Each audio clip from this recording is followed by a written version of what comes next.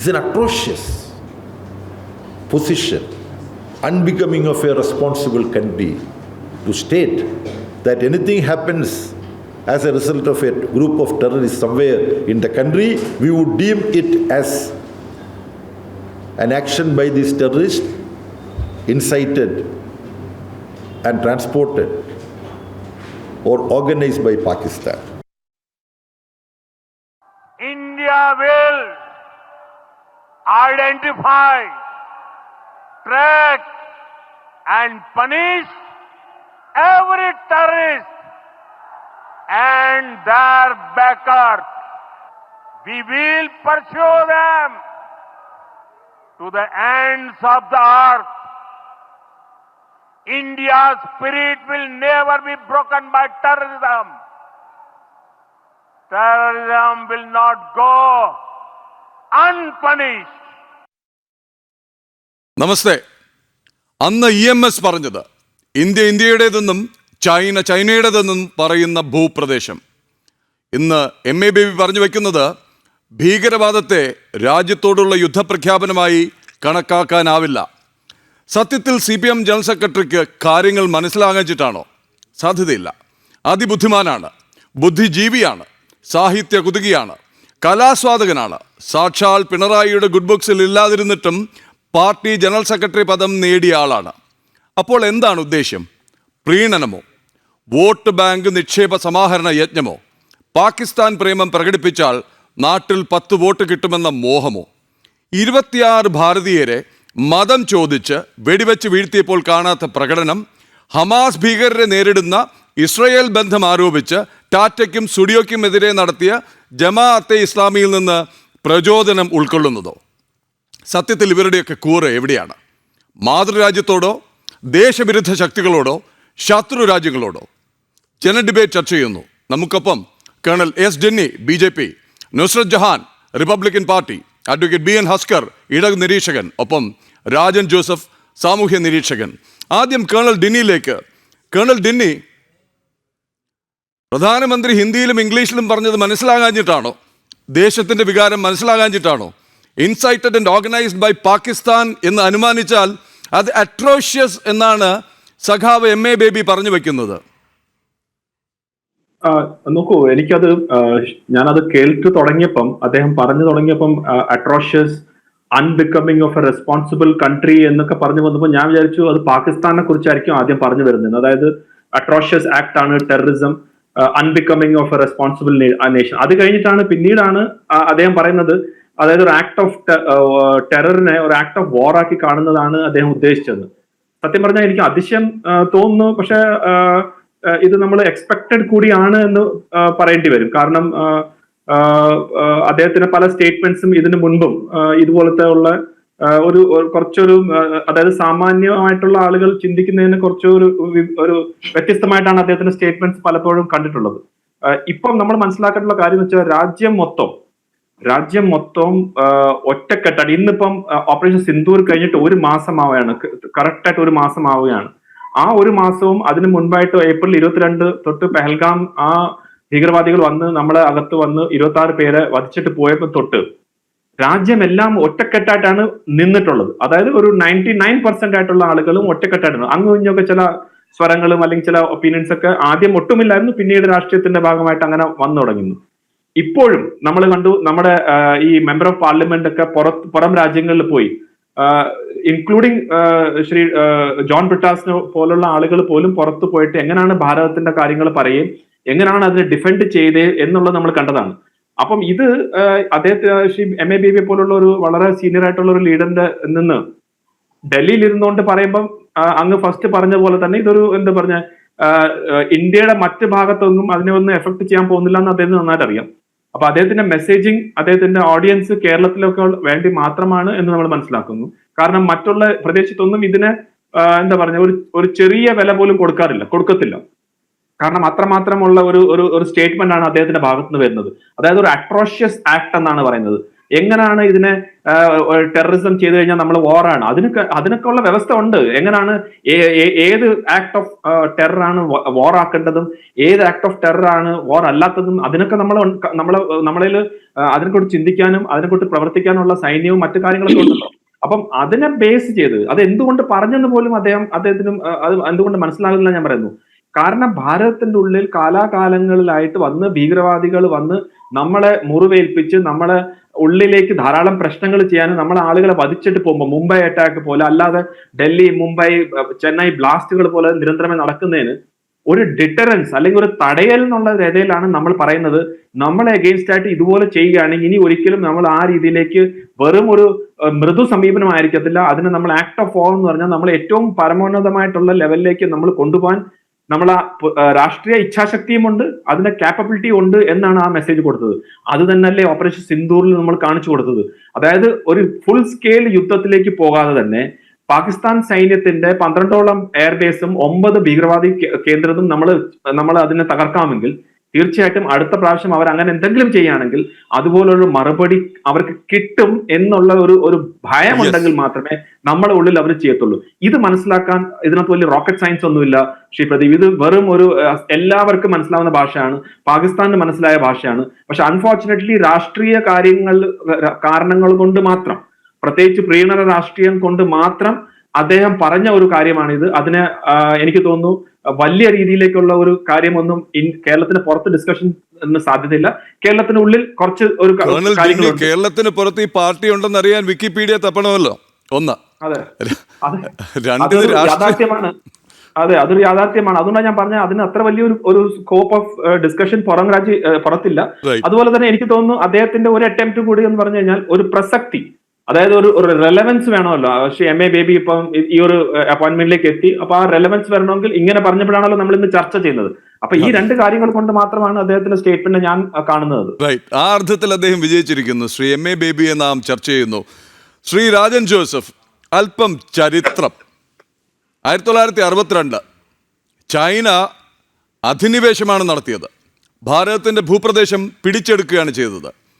India China യുദ്ധമെന്നാണ് അന്ന് CPI വിശേഷിപ്പിച്ചത്.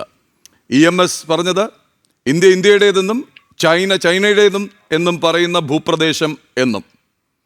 അന്നത്തെ CPI, ബിനോയ് വിശ്വത്തിൻ്റെ CPI അല്ല, അന്നത്തെ അവിഭക്ത കമ്മ്യൂണിസ്റ്റ് പാർട്ടി ഓഫ് ഇന്ത്യ നെഹ്റുവിനോടൊരു വിശദീകരണം ചോദിക്കാൻ തീരുമാനിച്ചു. എന്തിനാണെന്നറിയുമോ? സൈനിക ശക്തി അത്ര സുഖകരമല്ലാത്ത അവസ്ഥയിൽ ഭാരതം അമേരിക്കയോട് സൈനിക സഹായം തേടി. അതിനെതിരെ നെഹ്റുവിനെ ശാസിക്കാൻ അന്ന് തുനിഞ്ഞു. തൊട്ടു പിന്നാലെ അജയ് ഘോഷിൻ്റെ നേതൃത്വത്തിൽ, അന്നത്തെ ജനറൽ സെക്രട്ടറിയുടെ നേതൃത്വത്തിൽ ചൈന സന്ദർശിക്കുകയും ചെയ്തു സൗഹൃദം പുതുക്കാനായി. ശ്രീ രാജൻ ജോസഫ്, ഒരു മാറ്റവും വന്നിട്ടില്ല അല്ലേ ശക്തി ക്ഷയിച്ചിട്ടും പാർട്ടിക്ക്?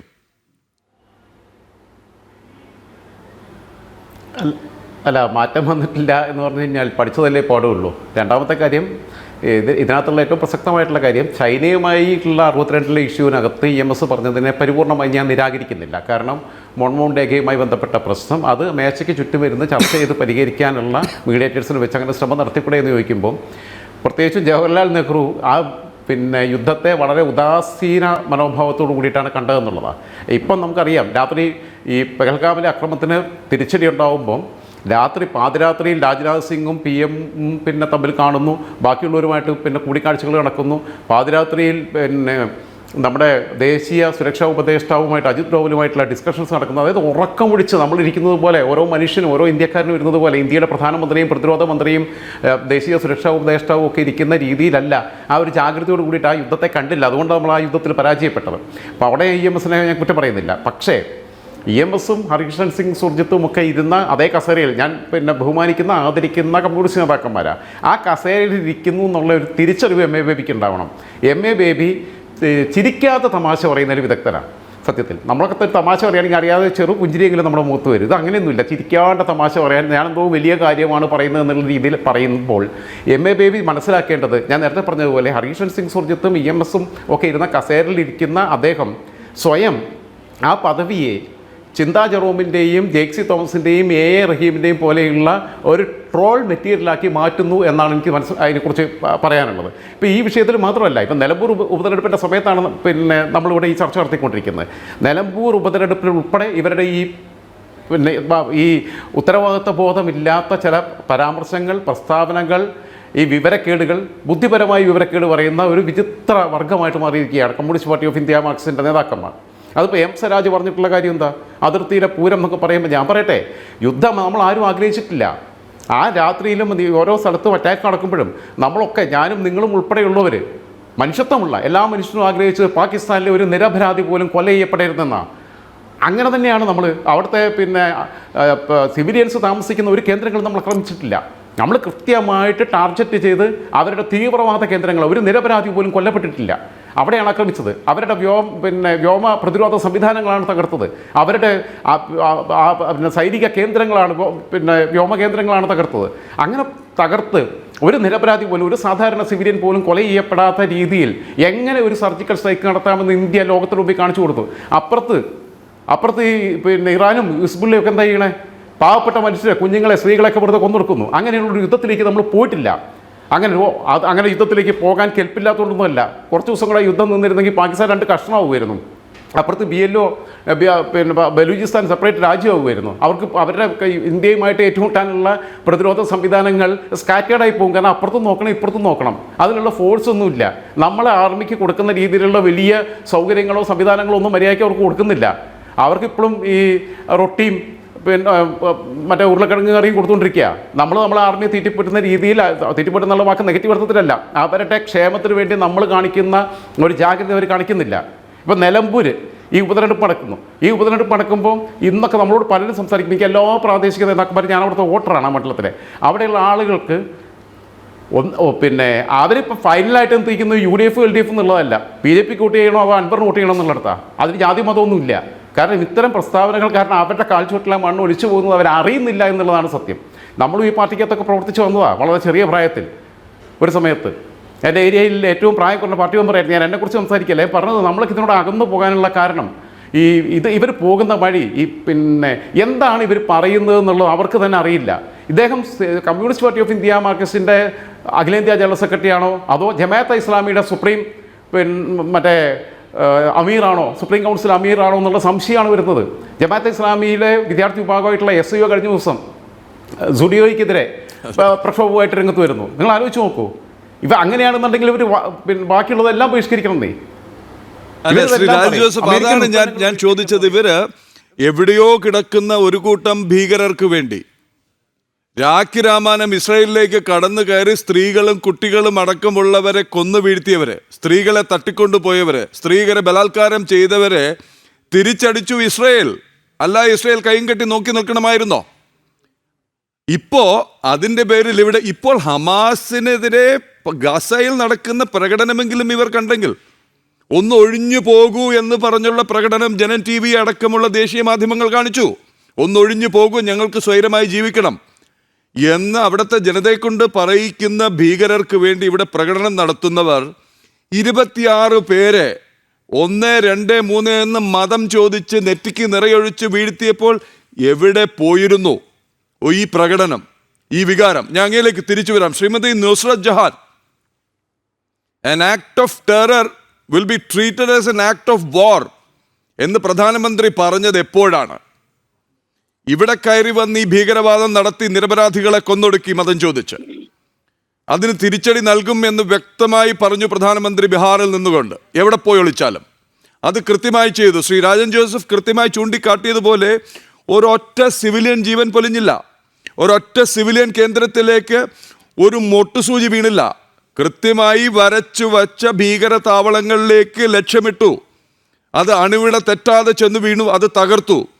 അവിടെ കൊല്ലപ്പെട്ടവരെത്ര എന്ന് നമുക്കറിയാൻ നിവൃത്തിയില്ല. കാര്യം പലയിടത്തും അങ്ങനെ തന്നെ കുഴിച്ചു മൂടുകയായിരുന്നു എന്നാണ് ഇപ്പോൾ പുറത്തു വരുന്ന റിപ്പോർട്ടുകൾ.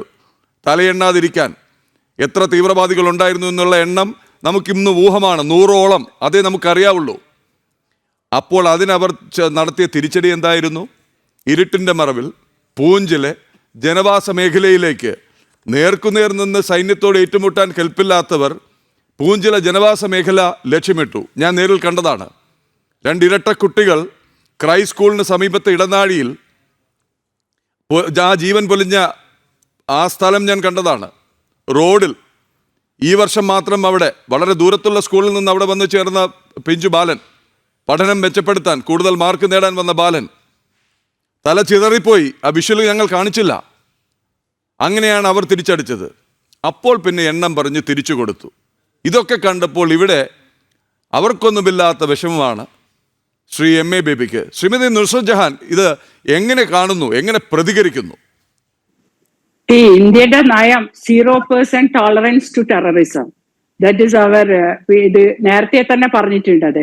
കാരണം India is a country where terrorism കൊണ്ട് ഏറ്റവും അധികം പ്രയാസം അനുഭവിച്ച അക്രമങ്ങളും പിന്നെ എല്ലാം വെട്ടിപ്പിടിക്കലും എല്ലാം നടന്ന് 2000 വർഷത്തോളം ഭാരതം അനുഭവിച്ച വെട്ടിക്കീറലും അക്രമവും എല്ലാം കണ്ട ഒരു ഭാരതത്തിന്റെ സംസ്കാരത്തിലൂടെ തിരിച്ചു പിടിക്കുന്ന ഒരു പ്രധാനമന്ത്രിയും കൂട്ടരെയും സഹിക്കാൻ പറ്റാത്ത അസൂയ മാത്രമാണെന്ന് എനിക്ക് പറയാൻ പറ്റുക. കാരണം ഇത് അസൂയയുടെ മേല. കാരണം ഇപ്പൊ അദ്ദേഹത്തിന് കിട്ടിയ ഒരു പോസ്റ്റ് വെച്ചിട്ട് ഇപ്പൊ ലോകത്തിന്റെ ഏറ്റവും ഉന്നതങ്ങളിൽ നിന്ന് എല്ലാ രാജ്യങ്ങളെയും സോവിയറ്റ് റഷ്യ വെട്ടിക്കീറി ചൈനനെ ഈ തോതിലാക്കി എല്ലാം നടത്തി ഇവിടെ എത്തുമ്പോ ആകെ ഒതുങ്ങിപ്പോയ ഒരു കേരളത്തിൽ നിന്ന് ദേശീയ ജനറൽ സെക്രട്ടറി പോലും ഡൽഹിയിൽ ബേസ് ചെയ്യാത്ത ഒരു മലയാളിനെ കൊണ്ടുവെക്കേണ്ട അവസ്ഥ വന്ന ഒരു CPM-ന്റെ ഒരു സഹതാപ കരച്ചിൽ മാത്രമായിട്ട് അതിനെ കണ്ടാൽ മതി. Nothing. He just Z something. എന്തെങ്കിലും പറയണ്ടേ? കാരണം അദ്ദേഹത്തിന്റെ MP-മാര് പോലും വിദേശ രാജ്യങ്ങളിൽ ഇരുന്ന് ഇന്ത്യക്ക് വേണ്ടി സംസാരിക്കുന്ന ജോൺ ബ്രിട്ടാസിനെയൊക്കെ നമ്മൾ കണ്ടു, ശശി തരൂരിനൊക്കെ. അവരൊക്കെ രാജ്യത്തിന് വേണ്ടി സംസാരിക്കുമ്പോൾ അതേ പാർട്ടിയുടെ ജനറൽ സെക്രട്ടറി ഇവിടെ ഇരുന്നിട്ട് ഇന്ത്യ ചെയ്തത് തെറ്റ്. നരേന്ദ്രമോദി പറയും terrorism, for the terrorism our answer is only വാർ. വേറെ എന്താ ചെയ്യണ്ടേ? ഇത് ഇവര് പറഞ്ഞിട്ടില്ലേ? പാകിസ്ഥാനെല്ലാം ആക്രമിച്ച് അപ്പൊ തന്നെ TRF-ന്റെ ടീം ഈ ആക്രമണത്തെ ഏറ്റെടുത്ത് കാശ്മീർ പഹൽഗാം ആക്രമണത്തിന് ഏറ്റെടുത്ത് പാകിസ്ഥാൻ ഗവൺമെന്റും അതിനെ അംഗീകരിച്ചില്ലേ? നമ്മൾ കണ്ടതല്ലേ ഇന്ത്യന്റെ വിദേശകാര്യ സെക്രട്ടറി ഒരു ഫോട്ടോ പിടിച്ചിട്ടാണ് അദ്ദേഹം പത്രസമ്മേളനം നടത്തിയത്. ലോകത്തിൽ എവിടെയെങ്കിലും ഒരു ഭീകരവാദിക്ക് വേണ്ടി മയ്യത്ത് നമസ്കരിച്ച ഒരു പ്രധാനമന്ത്രിയും സൈന്യങ്ങളും ഉണ്ടോന്ന്? സൈന്യം, മതത്തിന് വേണ്ടി സൈന്യത്തിന് വളർത്തുന്ന ഒരു രാജ്യം ലോകത്തിൽ അതന്നെയുള്ളൂ. ഹമാസൊക്കെ ഇപ്പൊ എവിടെയെങ്കിലും കൂടിയിരുന്നാണ് ചെയ്യണേ. This is the whole together. ആ ഒരു കൺട്രീന്റെ സെറ്റപ്പ് തന്നെ they are using for the making of the weapon, buying weapon, selling weapons ഒക്കെ അവർ ഭീകരവാദത്തിന്. For what? ഇസ്ലാമിക് രാജ്യം അല്ലെ? At the end of the day ഇസ്ലാം കാര്യം 5 ഞങ്ങളൊക്കെ പഠിച്ചിരുന്നത്. ഇന്നിപ്പോ 6 ഇവര് നോക്കിയപ്പോ ജമാഅത്ത് ഇസ്ലാമിയും TRF-ഉം പിന്നെന്താ പറയാ പാകിസ്ഥാൻ ഭീകരവാദികളൊക്കെ പറയുമ്പോ രാജ്യം കൂടിയാണ് നിങ്ങളുടെ അവസാനത്തെ കാര്യം. ജമാഅത്ത് ഇസ്ലാമിന്റെ ബൈലോയിൽ അതാ പറഞ്ഞിരിക്കുന്നത്. രാജ്യം കൂടി ആവുമ്പോൾ മാത്രമേ നിങ്ങൾ യഥാർത്ഥ മുസ്ലിം ആവൂ. അവസാന നാളിൽ എല്ലാ ഇസ്ലാമിക രാജ്യങ്ങളും ആവുക. എല്ലാരും ഇസ്ലാം ഖബറിന്ന് ഇങ്ങനെ എണീറ്റ് വരുമ്പോ, ജഡ്ജ്മെന്റ് ഡേയിൽ എണീറ്റ് വരുമ്പോ എല്ലാം മുസ്ലിങ്ങളായിട്ട് മരിച്ചവരായിരിക്കണം. അപ്പൊ ഈ ലോകം അത് ഓരോ മുസ്ലിമിന്റെയും ധർമ്മ. അല്ലെങ്കിൽ നമ്മൾ മുസ്ലിം ആവില്ല എന്ന് പറയണ പാകിസ്ഥാനികളെ പോലത്തെ ടെററിസ്റ്റുകളെ കൂടെ ഈ ദൈവമില്ല എന്ന് പറഞ്ഞ കമ്മ്യൂണിസ്റ്റ് എന്ന് തൊട്ടിട്ട് അയ്യപ്പായി. അവിടെയാണ് നമ്മുടെ ചോദ്യം. ഞങ്ങൾക്ക് ജാതിയില്ല, മതമില്ല, രക്തത്തിന്റെ ചോരക്കാര മാത്രം ഇൻക്ലാബ് വിളിച്ച് നടന്ന നമ്മുടെ കുട്ടിക്കാലൊക്കെ നമ്മൾ കണ്ടിട്ടുണ്ടായിരുന്നു. ഇപ്പൊ EMS-ന്റെ കാലോ എല്ലാരെ കണ്ടപ്പോ ഇപ്പോഴുള്ള ഈ ജമാഅത്ത് ഇസ്ലാമിന്റെ കൂടെ കൂടിയിട്ട് എല്ലാത്തിനും അവര് ചെയ്യണ സപ്പോർട്ട് ചെയ്യുക. ഇന്ത്യ അറ്റാക്ക് ചെയ്യാൻ പാടില്ല. ഇന്ത്യ എന്ത് ചെയ്യണമായിരുന്നു ഈ സമയത്ത്? ശ്രീമതി ഞാൻ തിരികെ എത്താം. ശ്രീ ഹസ്കർ ചേർന്നിട്ടുണ്ടോ നമ്മോടൊപ്പം? ശ്രീ ഹസ്കർ, സ്വാഗതം. ആദ്യ ഭാഗം അങ്ങ് കേട്ടില്ലെങ്കിൽ അങ്ങേക്കായി ഒരു ചെറിയ ചോദ്യം. ഭീകരവാദത്തെ യുദ്ധപ്രഖ്യാപനമായി കാണാനാവില്ല എന്നാണ് CPM general secretary MA Baby പറയുന്നത്. Any act of terror will be treated as an act of war എന്ന് പ്രധാനമന്ത്രി പറഞ്ഞതിന് വളരെ വൈകി അദ്ദേഹം നൽകിയ മറുപടിയാണ്. പിന്നെ എന്തായി കാണണം സർ? ഒന്ന് ആദരണീയനായ പ്രദീപിള്ള ഒന്ന് മനസ്സിലാക്കുക. ബേബി പറഞ്ഞിട്ടുള്ള പ്രസ്താവനയുടെ മുഴുവൻ രൂപവും നിങ്ങൾ പറയുന്നില്ല എന്നിടത്താണ് ഖേദകരം. ഏതൊരു ഭീകരവാദത്തെയും ഇന്ത്യക്കെതിരായ പാകിസ്ഥാന്റെ ആക്രമണമായി കരുതരുത് എന്നാണ് ബേബി പറഞ്ഞിട്ടുള്ളത്. അതിനെ ഭീകരവാദത്തിനെതിരെയുള്ള ആക്രമണങ്ങളെ അത് നിങ്ങൾ ഭീകരവാദത്തെയും ഇന്ത്യക്കെതിരെയുള്ള ആക്രമണവുമായി ചിത്രീകരിക്കുന്നിടത്താണ് ആദ്യത്തെ വിയോജിപ്പുള്ളത്. ബേബി പറഞ്ഞിട്ടുള്ളത് വളരെ കൃത്യമായിട്ടുള്ള ഇടതുപക്ഷ അനുഭവത്തിന്റെയും ഇടതുപക്ഷ കാഴ്ചപ്പാടിന്റെയും പ്രത്യയശാസ്ത്രത്തിന്റെയും നിലപാട് കൂടിയാണ്. എന്തുകൊണ്ടെന്നാൽ ഇടതുപക്ഷം ഒരു യുദ്ധത്തെയും അനുകൂലിക്കുന്നില്ല. ഈ ലോകത്താകമാനം നടക്കുന്ന യുദ്ധങ്ങളെ ആകമാനം അതിന്റെ പരിണിത ഫലം എന്ന് പറയുന്നത് സാധാരണ മനുഷ്യൻ അനുഭവിക്കുന്ന കഷ്ടപ്പാടുകളാണ്. നമുക്കറിയാം പലസ്തീനിലെ ഗസയിൽ അങ്ങ് നേരത്തെ സൂചിപ്പിച്ചു, ഇസ്രായേലിനെ ആക്രമിച്ചത് കൊണ്ട് തിരിച്ചടി. ഏതൊരു ഭരണാധികാരിയുടെയും നിലനിൽപ്പിന്റെ പ്രശ്നമാണ് യുദ്ധം. അത് ചരിത്രം മുഴുവൻ പരിശോധിച്ചു കഴിഞ്ഞാൽ, ലോക ചരിത്രം ആരംഭിക്കുന്നിടത്ത് നിന്ന് പരിശോധിച്ചു കഴിഞ്ഞാൽ വളരെ കൃത്യമായി നമുക്കതിന് ഉത്തരമുണ്ട്. ഭരണാധികാരിയുടെ നിലനിൽപ്പാണ് എല്ലാ കാലത്തും യുദ്ധമായി പര്യവസാനിച്ചിട്ടുള്ളത്. ആ യുദ്ധത്തിന്റെ കെടുതികൾ അനുഭവിക്കുന്നത് സാധാരണ മനുഷ്യരാണ്. ഇന്ന് ഗസയിൽ ആയിരക്കണക്കിന് കുഞ്ഞുങ്ങൾ കൊന്നു വീഴുമ്പോഴും അവിടെയും നാം കാണും ഹമാസ് എന്ന് പറയുന്ന ഭീകര സംഘടന നടത്തിയിട്ടുള്ള ഇടപെടലുകളെയാണ് എങ്കിൽ ഹമാസിനോട് ഞങ്ങൾക്കാർക്കും നിങ്ങൾ കരുതുന്നത് പോലെ അങ്ങനെ വലിയ പ്രണയമൊന്നുമില്ല. ഹമാസ് നടത്തുന്നതും കലാപങ്ങളും ഹമാസ് നടത്തിയിട്ടുള്ള ആക്രമണങ്ങളെയും ഒരുപോലെ വിമർശിക്കുമ്പോൾ ഇസ്രായേൽ നടത്തുന്ന കുട്ടികൾക്കെതിരെ, സ്ത്രീകൾക്കെതിരെ, സാധാരണ മനുഷ്യർക്കെതിരെ നടത്തുന്ന ആക്രമണത്തെയാണ് അപലപിക്കുക. ശ്രീ ഹസ്കർ, ഞാൻ അങ്ങേക്ക് സംസാരിക്കാൻ ഇഷ്ടംപോലെ സമയം തരാം, അങ്ങിരുന്നാൽ മാത്രം മതി.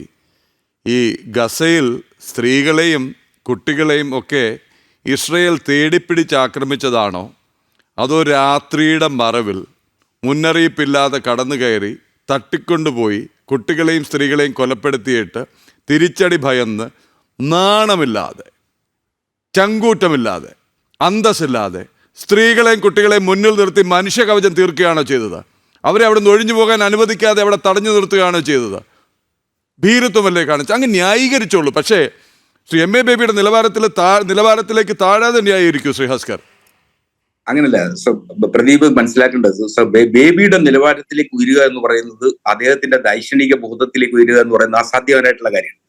അദ്ദേഹം നിങ്ങൾ കരുതുന്നത് പോലെ ഇന്നലെ പെയ്ത മഴയിൽ കുതിർത്ത തകരയെന്നല്ല. അദ്ദേഹം തന്റെ വിദ്യാർത്ഥി ജീവിതകാലം മുതൽ, വിദ്യാർത്ഥി സംഘടനാ പ്രവർത്തനം മുതൽ ദില്ലി കേന്ദ്രീകരിച്ച് പ്രവർത്തിക്കുന്ന ആളാണ്. അല്ലാതെ കേരളത്തിൽ നിന്ന് കൊണ്ടുവന്നൊരു മലയാളിയെ CPIMന്റെ പാർട്ടിയുടെ സെക്രട്ടറി ആക്കിയെന്നല്ല. ബേബിയുടെ ചരിത്രവും ബേബിയുടെ ദൈക്ഷണികമായ നിലപാടുകളും കമ്മ്യൂണിസ്റ്റ് ബോധ്യവും ഒക്കെ വളരെ കൃത്യമായി ബോധ്യമുള്ള എന്റെ നാട്ടുകാരൻ കൂടിയാണല്ലോ. അപ്പൊ സ്വാഭാവികമായിട്ടും അത്തരത്തിൽ എനിക്ക് വളരെ കൃത്യമായിട്ട് ബോധ്യമുള്ള ഒരാൾ കൂടിയാണ്. അപ്പോ ഞാൻ തുടക്കത്തിൽ അങ്ങ് ജോയിൻ ചെയ്യാൻ വൈകിയതുകൊണ്ട് ഞാൻ തുടക്കത്തിൽ അദ്ദേഹത്തിന്റെ എല്ലാ ഗുണഗണങ്ങളും വാഴ്ത്തിപ്പാടി. അതുകൊണ്ട് തന്നെയാണ് അദ്ദേഹത്തിന്റെ ഉദ്ദേശം എന്ത് എന്ന് ചോദിച്ചത്.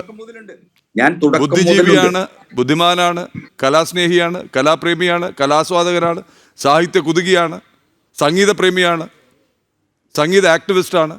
ഇതെല്ലാം ഞാൻ തുടക്കത്തിൽ പറഞ്ഞത്, അങ്ങ് മിസ് ചെയ്താണ്. ഞാനത് കേട്ടു. ഒന്ന്. രണ്ട്, അദ്ദേഹം ഇപ്പൊ എടുത്തിരിക്കുന്ന നിലപാട് എന്താ? ഓപ്പറേഷൻ സിന്ദൂറിനെതിരല്ല നിലപാട്. നിങ്ങൾ തെറ്റിദ്ധരിപ്പിക്കാൻ വേണ്ടി ഓപ്പറേഷൻ സിന്ദൂർ എന്ന് പറയുന്നത് ഇന്ത്യ ഭരിക്കുന്ന സംഘപരിവാർ രാഷ്ട്രീയത്തിന്റെ വക്താക്കളായിട്ടുള്ള ഇന്ത്യയുടെ പ്രധാനമന്ത്രി മോദിയുടെ വിജയം എന്ന അർത്ഥത്തിൽ നിങ്ങൾ അതിനെ വ്യാഖ്യാനിക്കേണ്ട. ഏതൊരു ഇന്ത്യക്കാരനും ആഗ്രഹിച്ചതായിരുന്നു ഒരു തിരിച്ചടി. ആ തിരിച്ചടി നിശ്ചയമായും നൽകണമായിരുന്നു എന്നുള്ള അഭിപ്രായം.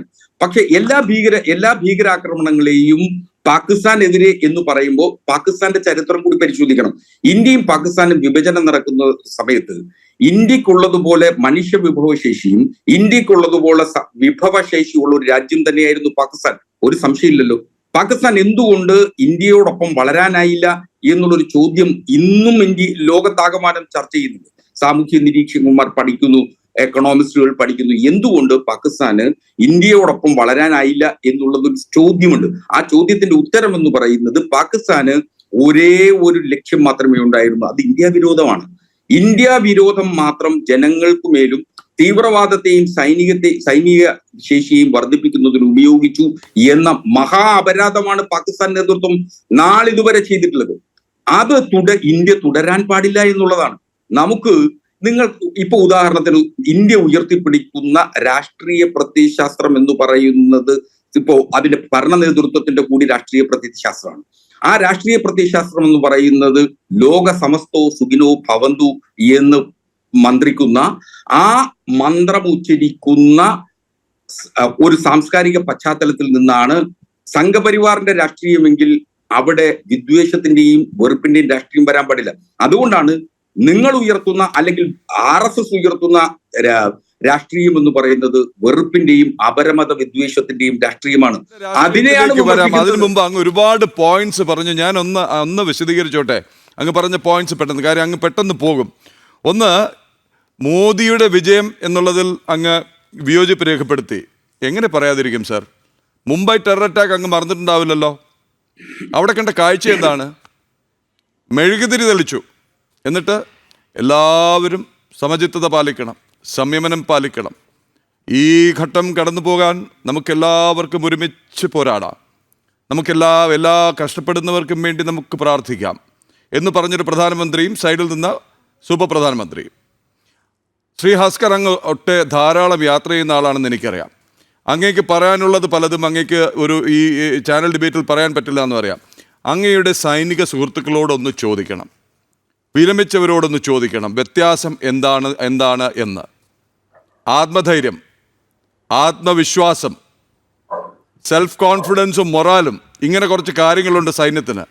പോയി നിൽക്കുന്നത് മൈക്ക് പിടിച്ചുള്ള ഇത്തരം പ്രസംഗങ്ങൾക്ക് മുന്നിലല്ല, അവിടെ നിന്ന് യാതൊരു നെറിയുമില്ലാതെ വെടിയുതിർക്കുന്ന പട്ടാളത്തിന് മുന്നിലാണ്, മഞ്ഞുമലയിലാണ്, മണലാരണ്യത്തിലാണ്. അങ്ങത് ഓർക്കണം. ഒന്ന്, ഏറ്റവും വലിയ ശക്തി എന്ന് പറയുന്ന കയ്യിലിരിക്കുന്ന തോക്കല്ല, അവൻ്റെ ആത്മധൈര്യമാണ്. അവനോടൊപ്പം ഒരു രാഷ്ട്രം മുഴുവനുണ്ട് എന്നുള്ള ഒരു വിശ്വാസമാണ്. അവനോടൊപ്പം ഭരണ നേതൃത്വം എന്നുമുണ്ട് എന്നുള്ള ആ ഉറപ്പാണ്. നിങ്ങൾക്ക് ഫ്രീ ഹാൻഡ് തന്നിരിക്കുന്നു, എന്ത് ചെയ്തോ യുക്തമായി തിരിച്ചടി നൽകൂ എന്ന് പറയുന്ന ഒരു ഭരണ നേതൃത്വമാണ്. ആ ഭരണ നേതൃത്വം ആദരിക്കപ്പെടും. ഈ ജനൻ ടി വിയെ നോക്കണ്ട, അങ്ങ് രാഷ്ട്രീയത്തിലില്ലാത്ത, മാധ്യമമേഖലയിലില്ലാത്ത സൈനിക സുഹൃത്തുക്കളോട് അങ്ങ് സംസാരിക്കുക. പിന്നെ രാഷ്ട്രീയ പ്രത്യയശാസ്ത്രം, ലോക സമസ്ത സുഖിനോ ഭവന്തു എന്ന് പറഞ്ഞു കഴിഞ്ഞാൽ നീ വന്ന് നിന്റെ സൗകര്യത്തിന് ഇവിടെ വെടിയുതിർത്തിട്ട് പോ, ഞങ്ങളിങ്ങനെ ഇരുന്ന് തരാമെന്നാണോ സർ? അതോ ഇവിടെ ഞങ്ങളെ തൊട്ട് കഴിഞ്ഞാൽ ആത്മവിശ്വാസത്തോടെ, അഭിമാനത്തോടെ, ആത്മഗൗരവത്തോടെ നെഞ്ചുയർത്തി നിൽക്കുന്നതിലാണോ ലോക സമസ്ത സുഖിനോ ഭവന്തു ഇരിക്കുന്നത്? ആർക്കും നെഞ്ചത്ത് കയറി അമ്മാനമാടാനും തോന്നുംപടി കയറി വന്ന് ആക്രമിക്കാനുമുള്ള സ്വാതന്ത്ര്യമാണ് ലോക സമസ്ത സുഖിനോ ഭവന്തു എന്ന് പറയുന്നത്. രാഷ്ട്രം ശക്തമാക്കണം, രാഷ്ട്രത്തിലെ ജനങ്ങൾ സുരക്ഷിതരാവണം. അത് കഴിഞ്ഞിട്ടല്ലേ ഉള്ളൂ ഈ പ്രത്യയശാസ്ത്രവും പ്രസംഗവും അങ്ങേക്ക് തുടരാം. പ്രദീപ്, അങ്ങ് മനസ്സിലാക്കേണ്ടത് ദേശീയത എന്ന് പറയുന്നത് ഭൂപടത്തിന്റെ അതിരുകളിൽ നിശ്ചയിക്കപ്പെടണം എന്ന തെറ്റിദ്ധാരണ കൊണ്ടാണ് അല്ല അങ്ങ് നേരത്തെ സൂചിപ്പിച്ച ലോക സമസ്തോ സുഖിനോ ഭവന്തു എന്ന മന്ത്രം, ആ മന്ത്രത്തിന്റെ വ്യാപ്തി ഇപ്പോഴും സംഘപരിവാറുകാർക്ക് ഉൾക്കൊള്ളാൻ കഴിഞ്ഞിട്ടില്ല. അല്ല, അത് നിങ്ങൾ 4000 വർഷം അവകാശപ്പെടുന്ന സാംസ്കാരിക പശ്ചാത്തലത്തിന്റെ പിന്തുണയോടുകൂടി നിങ്ങൾ അവകാശപ്പെടുന്നതാണ്. ആ അവകാശവാദം നിങ്ങൾക്ക് വിദ്വേഷവും വെറുപ്പും മാത്രം സൃഷ്ടിക്കണം എന്ന് ആഗ്രഹിക്കുന്നുണ്ടാണ്. അത് എല്ലാ ഭരണാധികാരികളുടെയും ഏകാധിപതികളുടെയും സ്വഭാവമാണ്. അവരെ സംബന്ധിച്ചിടത്തോളം സൈന്യം എന്ന് പറയുന്നത് അടിച്ചമർത്തലിന്റെ, മർദ്ദനത്തിന്റെ ഉപകരണമായി സുരക്ഷയുടെയും ആത്മവിശ്വാസത്തിന്റെയും ആൾരൂപങ്ങളാണ് സൈന്യം. സൈന്യത്തെ അപമാനിച്ച ചരിത്രം ഒരു RSSനുമില്ല.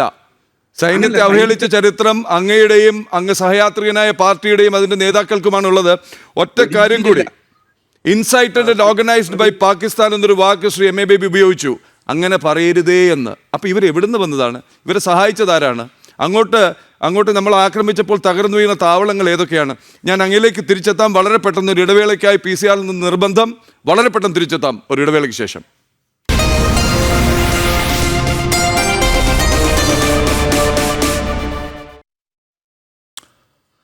സ്വാഗതം ഒരിക്കൽ കൂടി. ജനം ഡിബേറ്റ് തുടരുകയാണ്. കൂറെവിടെ എന്നുള്ളതാണ് ചോദ്യം. ഇതിനൊപ്പം തന്നെ യൂട്യൂബിൽ ഒരു സർവേ നടക്കുന്നുണ്ട്. യൂട്യൂബ് കാണുന്നത് ദയവായി ആ സർവേയിൽ വോട്ട് രേഖപ്പെടുത്തുക.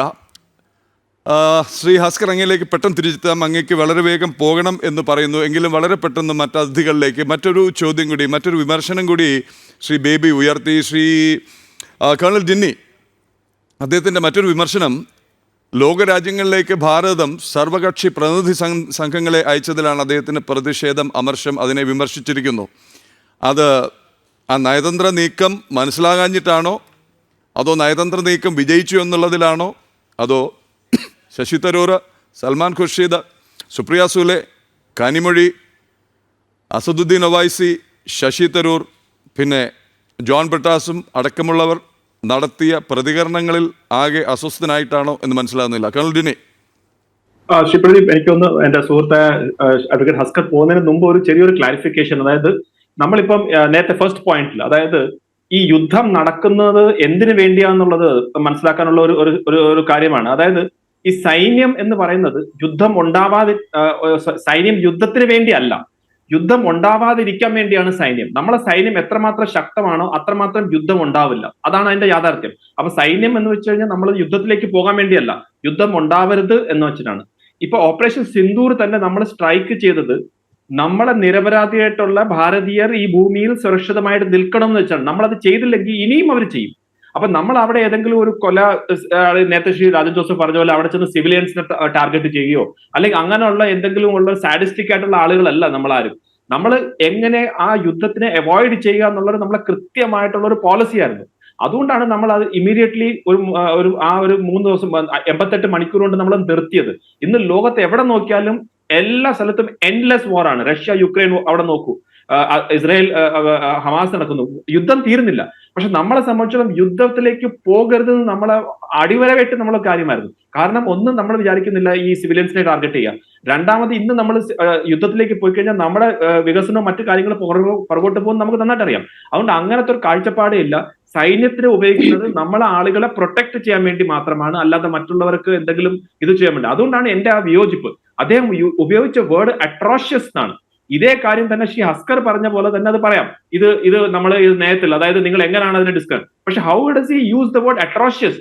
ഒരു റെക്കഗ്നൈസ്ഡ് ആയിട്ടുള്ള ഒരു പൊളിറ്റിക്കൽ പാർട്ടിയുടെ ജനറൽ സെക്രട്ടറി ആയിട്ടിരുന്നിട്ട് അട്രോഷ്യസ് എന്നുള്ള വേർഡ്, അതായത് ഒരു റെസ്പോൺസിബിൾ കൺട്രി ആയിട്ടുള്ള കൺട്രി എങ്ങനെയാണ് ഈ അട്രോഷ്യസ് ആക്ട്, അതൊരു അട്രോഷ്യസ് ആക്ട് ആണോ അല്ലെന്ന് ഞാൻ ബഹുമാനപ്പെട്ട ഹസ്കർ അദ്ദേഹത്തിന് വിടെയാണ് അത്.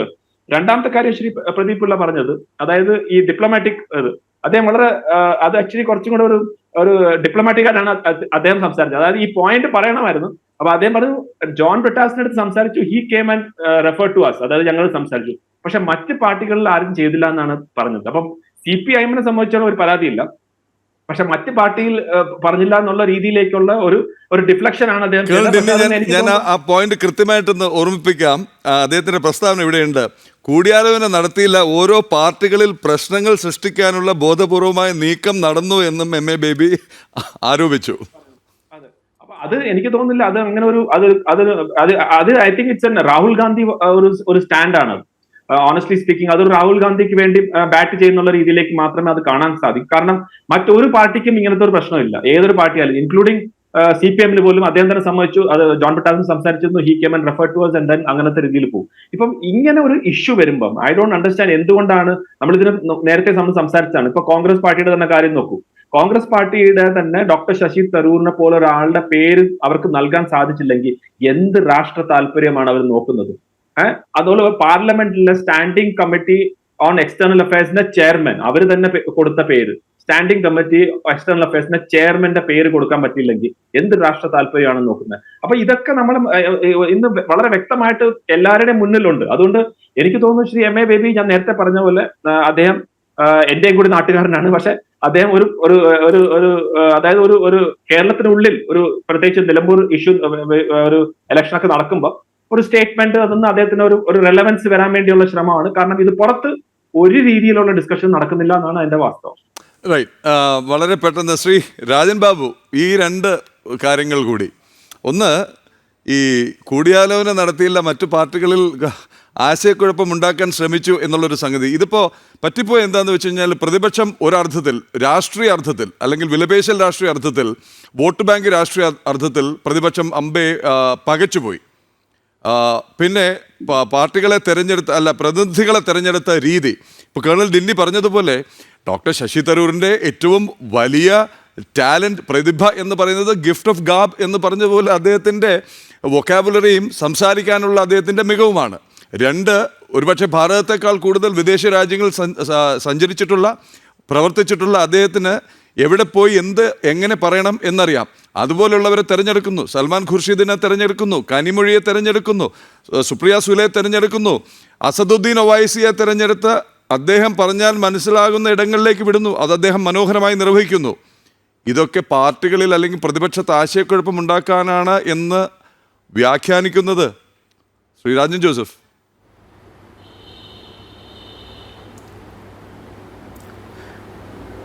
ഇത് പിന്നെ ഈ വിഷയത്തിൽ ശ്രദ്ധിക്കേണ്ട ഒരു കാര്യം, ഇവരോട് പാർട്ടിയോട് ആലോചിച്ചില്ല എന്നുള്ളതാണ് പറയുന്നത്. ഇവർ പാർട്ടിയോട് ആലോചിച്ചില്ല. ഡൊണാൾഡ് ട്രംപിനെ വരെ ശാസിച്ച ആൾക്കാർ, ശാസിക്കാൻ വേണ്ടി PV കൂടുമെന്ന് പറഞ്ഞ ആൾക്കാരാണ് MA ബേബി. പുള്ളിക്ക് എനിക്കറിയില്ല, പുള്ളിയുടെ മാതാപിതാക്കൾ പുള്ളിക്ക് ഈ മാനസിക വളർച്ച ഇതേ അവസ്ഥയിൽ തന്നെ എല്ലാ കാലത്തും നിൽക്കുമെന്ന് മുൻകൂട്ടി കണ്ടിട്ടാണോ ബേബി എന്നുള്ള പേരിട്ടതെന്ന് പോലും എനിക്ക് സംശയം തോന്നാറുണ്ട്. ഈ സൂര്യമാനസം എന്ന സിനിമയിലെ പുട്രമീസിൻ്റെ കഥാപാത്രത്തിൻ്റെ രീതിയിലാണ് പല കാര്യങ്ങൾക്കകത്തും അപക്വമായിട്ടാണ് ഇടപെടുന്നത് എന്നുള്ളതാണ്. രണ്ട്, പിന്നെ ഈ സംഘത്തെക്കുറിച്ച്, വിദേശത്തേക്ക് നമ്മൾ പറഞ്ഞ പ്രതിനിധി സംഘങ്ങളെക്കുറിച്ച്, ആ പ്രതിനിധി സംഘങ്ങൾ വളരെ ജനാധിപത്യപരമായി എല്ലാ പാർട്ടിക്കും പങ്കാളിത്തമുള്ള രീതിയിൽ ആ ലിസ്റ്റ് തയ്യാറാക്കുന്നു. ഇവരോട് ലിസ്റ്റ് ചോദിച്ചപ്പോൾ ഇവർ വഴിയെ പോണവരൊക്കെ ലിസ്റ്റ് കൊടുത്തു കോൺഗ്രസ്. CPM-നോട് പിന്നെ കൂടിയാലോചിച്ചില്ല എന്ന് പറഞ്ഞു. ജോൺ ബ്രിട്ടാസ് കറക്റ്റോ, പിന്നെ ഏത് പാർട്ടിയാണെങ്കിലും ജോൺ ബ്രിട്ടാസ് രാജ്യസഭയിൽ BJP-ക്കെതിരെ, കേന്ദ്ര സർക്കാരിനെതിരെ ഏറ്റവും ശക്തമായി സംസാരിക്കുന്ന ഒരാളാണ്. പക്ഷേ ജോൺ ബ്രിട്ടാസിൻ്റെ സ്കിൽ ഇവിടെ യൂസ് ചെയ്യുക എന്നുള്ളതറിയാം. ജോൺ ബ്രിട്ടാസ് നല്ല പ്രസൻറ്ററാണ്, നല്ല ഒറേറ്ററാണ്, നല്ല ഡിബേറ്ററാണ്, കാര്യങ്ങൾ നന്നായിട്ട് പിന്നെ അവതരിപ്പിക്കാൻ അറിയുന്ന ആളാണ്. അപ്പോൾ ജോൺ ബ്രിട്ടാസിനെ ഉൾപ്പെടുത്തുന്നു. ഇവരോട് ലിസ്റ്റ് ചോദിച്ചാൽ ഇപ്പോൾ ഇവർ റഹീമിനെ ഉൾപ്പെടുത്തുന്നേ. അതല്ലേ ഇതിൻ്റെ പ്രശ്നം. റഹീം പോയിട്ട് എന്തുണ്ടാക്കാനാണ്? ഒന്ന് എന്തെങ്കിലും പറയാൻ പറ്റുമോ? അസദുദ്ദീൻ ഒവൈസി ഉൾപ്പെടെയുള്ളവരുടെ കാര്യം പിന്നെ ഇപ്പോൾ പിന്നെ പ്രദീപ് പിള്ള പറഞ്ഞു. ഞാൻ പറയട്ടെ, ഓരോരുത്തർക്കും ഓരോ ആളുകളെ തിരഞ്ഞെടുത്ത രീതി, ഓരോ പാർട്ടിയിൽ നിന്നുമുള്ള ആളുകളെ സ്ക്രീൻ ചെയ്ത് തിരഞ്ഞെടുത്ത രീതി, അവരെ നിയോഗിച്ച രാജ്യങ്ങൾ. ശശി തരൂരല്ലേ ഇന്ന് ഇന്ത്യയിലെ വിദേശകാര്യമന്ത്രി S ജയശങ്കറിനെ പോലെ തന്നെ വിദേശ രാജ്യങ്ങൾക്കിടയിൽ സുപരിചിതരായ ഒരാളാണ് ശശി തരൂർ. അദ്ദേഹം UN-ൻ്റെ ഭാഗമായിട്ട് നിരവധി വർഷം പ്രവർത്തിക്കുകയും അതേപോലെ തന്നെ അദ്ദേഹം പിന്നീട് UN പിന്നെ ഐക്യരാഷ്ട്രസഭയുടെ സെക്രട്ടറി ജനറൽ സ്ഥാനത്തേക്ക് മത്സരിക്കുകയും പരാജയപ്പെടുകയും ചെയ്തു. ഒരു രാജ്യങ്ങൾക്കും എല്ലാ രാജ്യത്തെയും ഡിപ്ലോമാറ്റുകൾക്ക് അദ്ദേഹത്തെ അറിയാം. അദ്ദേഹം അന്ന് മത്സരിക്കുന്ന സമയത്ത് വോട്ട് തേടി ക്യാൻവാസ് ചെയ്തിട്ടുള്ള കാലം തൊട്ട് തന്നെയും UN-ൽ പ്രവർത്തിക്കുന്ന കാലം തൊട്ടും ഉള്ള ഒരുപാട് സൗഹൃദ ബന്ധങ്ങളുണ്ട്. ആ സൗഹൃദ ബന്ധങ്ങളുള്ള പലരും പല രാജ്യങ്ങളെയും തലവന്മാരായിട്ട് നിൽക്കുകയാണ്, അല്ലെങ്കിൽ പല രാജ്യങ്ങളുടെയും വിദേശകാര്യ വകുപ്പ് മന്ത്രിമാരായിട്ട് നിൽക്കുകയാണ്. അപ്പോൾ അവർ ആപ്റ്റായിട്ടുള്ള തെരഞ്ഞെടുപ്പ് വന്നപ്പോൾ ഇവർ കൊടുത്ത കോൺഗ്രസിനോട് ലിസ്റ്റ് ചോദിച്ചപ്പോൾ ആ ലിസ്റ്റിൽ അവർ കൊടുത്ത പേരിൽ എന്തുകൊണ്ട് ശശി തരൂർ ഉണ്ടായില്ല? ഇവർക്ക് അതാണ് താല്പര്യം. 10ാം നമ്പർ ജനപദവിയിലെ അടുക്കളക്കാരെയോ അല്ലെങ്കിൽ പിന്നെ അവിടത്തെ ബാക്കിയുള്ളവരെയൊന്നും അല്ല ഇതിന് ലിസ്റ്റിലിടേണ്ടത്. ഒരാളുടെ രാജ്യം അതിസങ്കീർണമായ ഒരു ഘട്ടത്തിലൂടെ കടന്നു പോകുന്ന സമയത്ത് രാജ്യത്തിൻ്റെ വക്താക്കളായി ഈ 150 കോടിയോളം വരുന്ന ഞാനും നിങ്ങളും ഉൾപ്പെടുന്ന ഓരോരുത്തരുടെയും വക്താക്കളായി ലോകത്തെ കൺവിൻസ് ചെയ്യാൻ വേണ്ടി ഞങ്ങൾ ഇന്ന കാര്യം കൊണ്ടാണ് ഞങ്ങൾക്ക് ആയുധം എടുക്കേണ്ടി വന്നത്, ഞങ്ങൾ നിലനിൽപ്പിന് വേണ്ടിയിട്ടാണ്, ഞങ്ങൾ അധിനിവേശത്തിനല്ല പോയത് എന്ന് പറഞ്ഞ് ബോധ്യപ്പെടുത്താൻ വേണ്ടി ഒരു ടീമിനെ വിടുമ്പോൾ അതിൽ മര്യാദയ്ക്ക് എഴുത്തും വായന അറിയാത്ത ഏതെങ്കിലും ഒരുത്തരെ വിട്ടൊരു കാര്യമുണ്ടോ? ഈ കാര്യത്തെക്കുറിച്ച് പഠിച്ച് അവതരിപ്പിക്കുന്നവരെ വിടണ്ടേ? ശശി തരൂരും ജോൺ ബ്രിട്ടാസും ഒക്കെ നന്നായിട്ട് ഷൈൻ ചെയ്തില്ലേ? അസദുദ്ദീൻ ഒവൈസി നന്നായിട്ട് ഷൈൻ ചെയ്യുന്നില്ലേ? അതുമാത്രമല്ല, നിങ്ങൾ ചിന്തിക്കണം, ഈ നരേന്ദ്രമോദി സർക്കാർ അധികാരത്തിൽ വന്നതിന് ശേഷം അശ്വിനി വൈഷ്ണവിനെ പോലെയുള്ള ടെക്നോക്രാറ്റിനെ റെയിൽവേ വകുപ്പ് ഏൽപ്പിക്കുന്നു. S ജയശങ്കറിനെ പോലെയുള്ള വിദേശകാര്യ വകുപ്പിൻ്റെ സെക്രട്ടറി ആയിരുന്ന IFS ഉദ്യോഗസ്ഥൻ, ഒരു ഡിപ്ലോമാറ്റ്, അദ്ദേഹത്തെ വിദേശകാര്യ വകുപ്പ് ഏൽപ്പിക്കുന്നു. ഒരുപക്ഷെ കേരളത്തിലെ ആദ്യത്തെ EMS-ന്റെ മന്ത്രിസഭ ഇതേപോലെ തന്നെയായിരുന്നു. ജോസഫ് പുണ്ടശ്ശേരിയെ വിദ്യാഭ്യാസ വകുപ്പ് ഏൽപ്പിക്കുന്നു, AR മേനോനെ ആരോഗ്യ വകുപ്പ് ഏൽപ്പിക്കുന്നു, പിന്നെ ജസ്റ്റിസ് കൃഷ്ണയ്യർ, അന്ന് അദ്ദേഹം ജഡ്ജി ആയിട്ടില്ല, അദ്ദേഹത്തെ നിയമകാര്യ വകുപ്പ് ഏൽപ്പിക്കുന്നു. അങ്ങനെ ടാലൻ്റുള്ള ആൾക്കാരെ അവരുടെ ബാക്കിയുള്ള പൊളിറ്റിക്കൽ ബാക്ക്ഗ്രൗണ്ട് പോലും നോക്കാതെ പിന്നെ തിരഞ്ഞെടുത്തതാണ്. ഇതിനു മുമ്പ് ഭരിച്ചല്ലോ 2G സ്പെക്ട്രം അഴിമതിയൊക്കെ നമ്മുടെ മുമ്പിലുണ്ടല്ലോ. ഒരു കേന്ദ്ര ക്യാബിനറ്റ് ഇരുന്നിട്ട് എന്തൊക്കെ പറഞ്ഞാലും, ഞാൻ BJP-ക്കാരൊന്നുമല്ല, പക്ഷേ നല്ലത് ചെയ്യുന്നതിന് അംഗീകരിക്കുന്നു. EMS സർക്കാരിനെ അംഗീകരിച്ചിട്ടുണ്ട്. നരേന്ദ്രമോദിയുടെ സർക്കാരിനെ കുറിച്ച് ആദ്യത്തെ ക്യാബിനറ്റിലുള്ള ഏതെങ്കിലും ഒരാളെക്കുറിച്ച് ഒരു അഴിമതി ആരോപണം ഉയർന്നു വന്നിട്ടില്ല. 10 വർഷത്തോളം ഇന്ത്യയിലെ പ്രതിരോധ സംവിധാനങ്ങളെ ഫ്രീസ് ചെയ്തിട്ട് നിർമ്മല സീതാരാമൻ 2022 ബജറ്റ്, പ്രതിരോധ ബജറ്റ് അവതരിപ്പിച്ചുകൊണ്ട് അന്ന് പറഞ്ഞതാ, ഒരു മൊട്ടു സൂചി പോലും മേടിച്ചിട്ടില്ല AK ആന്റണി പ്രതിരോധ മന്ത്രിയായിരുന്ന കാലത്ത്. ഈ നമ്മൾ ഈ പിന്നെ ഈ വൈദ്യൻ, നാടൻ വൈദ്യൻ, മർമാണി വിദഗ്ധൻ കല്യാണം കഴിച്ച കഥ പറയാറുണ്ട്. കല്യാണം കഴിച്ച് കഴിഞ്ഞിട്ട് ഫസ്റ്റ് നൈറ്റ് ആദ്യ രാത്രിയിലാകുമ്പോൾ ഇയാൾക്ക് ഭാര്യയെ ഒന്ന് തൊടാൻ പോലും പറ്റുന്നില്ല. കാരണം എന്താ വെച്ചാൽ ഇയാൾക്ക് തൊടാൻ ആഗ്രഹമുള്ള, ഒന്ന് സ്പർശിക്കാൻ ആഗ്രഹിക്കുന്ന ഭാഗങ്ങളെല്ലാം മർമ്മമാണ്. അതേപോലെയാണ് ഈ മർമാണി വിദഗ്ധൻ മർമ്മം നോക്കി ഇരുന്നതുപോലെ ഞാൻ എന്തെങ്കിലും ചെയ്താൽ അത് അഴിമതി ആരോപണം വരുമോ എന്ന് ഭയന്നിട്ട് ഒരു കാര്യങ്ങളും അപ്ഡേറ്റ് ചെയ്തില്ല. 2004 തൊട്ട് 2014 വരെയുള്ള കാലത്ത് നിൽ പർച്ചേസിംഗ് ആണ് നടന്നതെന്നാണ് പറഞ്ഞത്. അതിന് ശേഷമാണ് നമ്മൾ പുതിയ ഫൈറ്റർ എയർക്രാഫ്റ്റുകൾ മേടിക്കുന്നു, പുതിയ വെപ്പൺസ്, ആം എക്യുപ്മെൻറ്റ്സ് മേടിക്കുന്നു. നമ്മുടെ സൈന്യത്തെ അപ്ഡേറ്റ് ചെയ്യുന്നു. 2014 മുമ്പായിരുന്നു ഇന്ത്യയും പാകിസ്ഥാനും തമ്മിലുള്ള യുദ്ധം ഉണ്ടായിട്ടുണ്ടെങ്കിൽ പാകിസ്ഥാൻ സേന ഇവിടെ നമ്മളെ കന്യാകുമാരി വരെ വരും. നമ്മളെ എല്ലാ സാധനങ്ങളും പിന്നീട് അപ്ഡേറ്റ് ചെയ്യുന്നത്. അവർ വിഷണറി ആയിട്ടാണ് ഈ കാര്യങ്ങൾ കൊണ്ടുപോകുന്നത്. അപക്വമായിട്ടുള്ള ഇമച്ചുറായിട്ടുള്ള ഒരു പ്രസ്താവന പോലും നമ്മുടെ ഭാഗത്തുനിന്ന് ആരുടെ ഭാഗത്തുനിന്നും ഉണ്ടായിട്ടില്ല. 2 വനിതകളെ നിർത്തിയിട്ട്, അതിലൊന്ന് മുസ്ലിം വനിത കേണൽ സോഫിയ ഖുറേഷി, 2 വനിതകളെ നിർത്തിയിട്ട് ലോകത്തിൻ്റെ മുമ്പിൽ അവതരിപ്പിക്കുമ്പം നിങ്ങൾ ഞങ്ങളുടെ സ്ത്രീകളുടെ സിന്ദൂരം വായിച്ചെങ്കിൽ നിങ്ങൾക്ക് തിരിച്ചു നൽകാൻ ഞങ്ങളുടെ നാട്ടിലെ ആണുങ്ങൾ വേണമെന്നില്ല, ഞങ്ങളുടെ സ്ത്രീകളിതാ എന്ന് പറയുമ്പം ലോകത്തിൻ്റെ മുമ്പിൽ പാകിസ്ഥാനിലെ സ്ത്രീകൾക്ക് ഈ സ്വാതന്ത്ര്യമില്ല.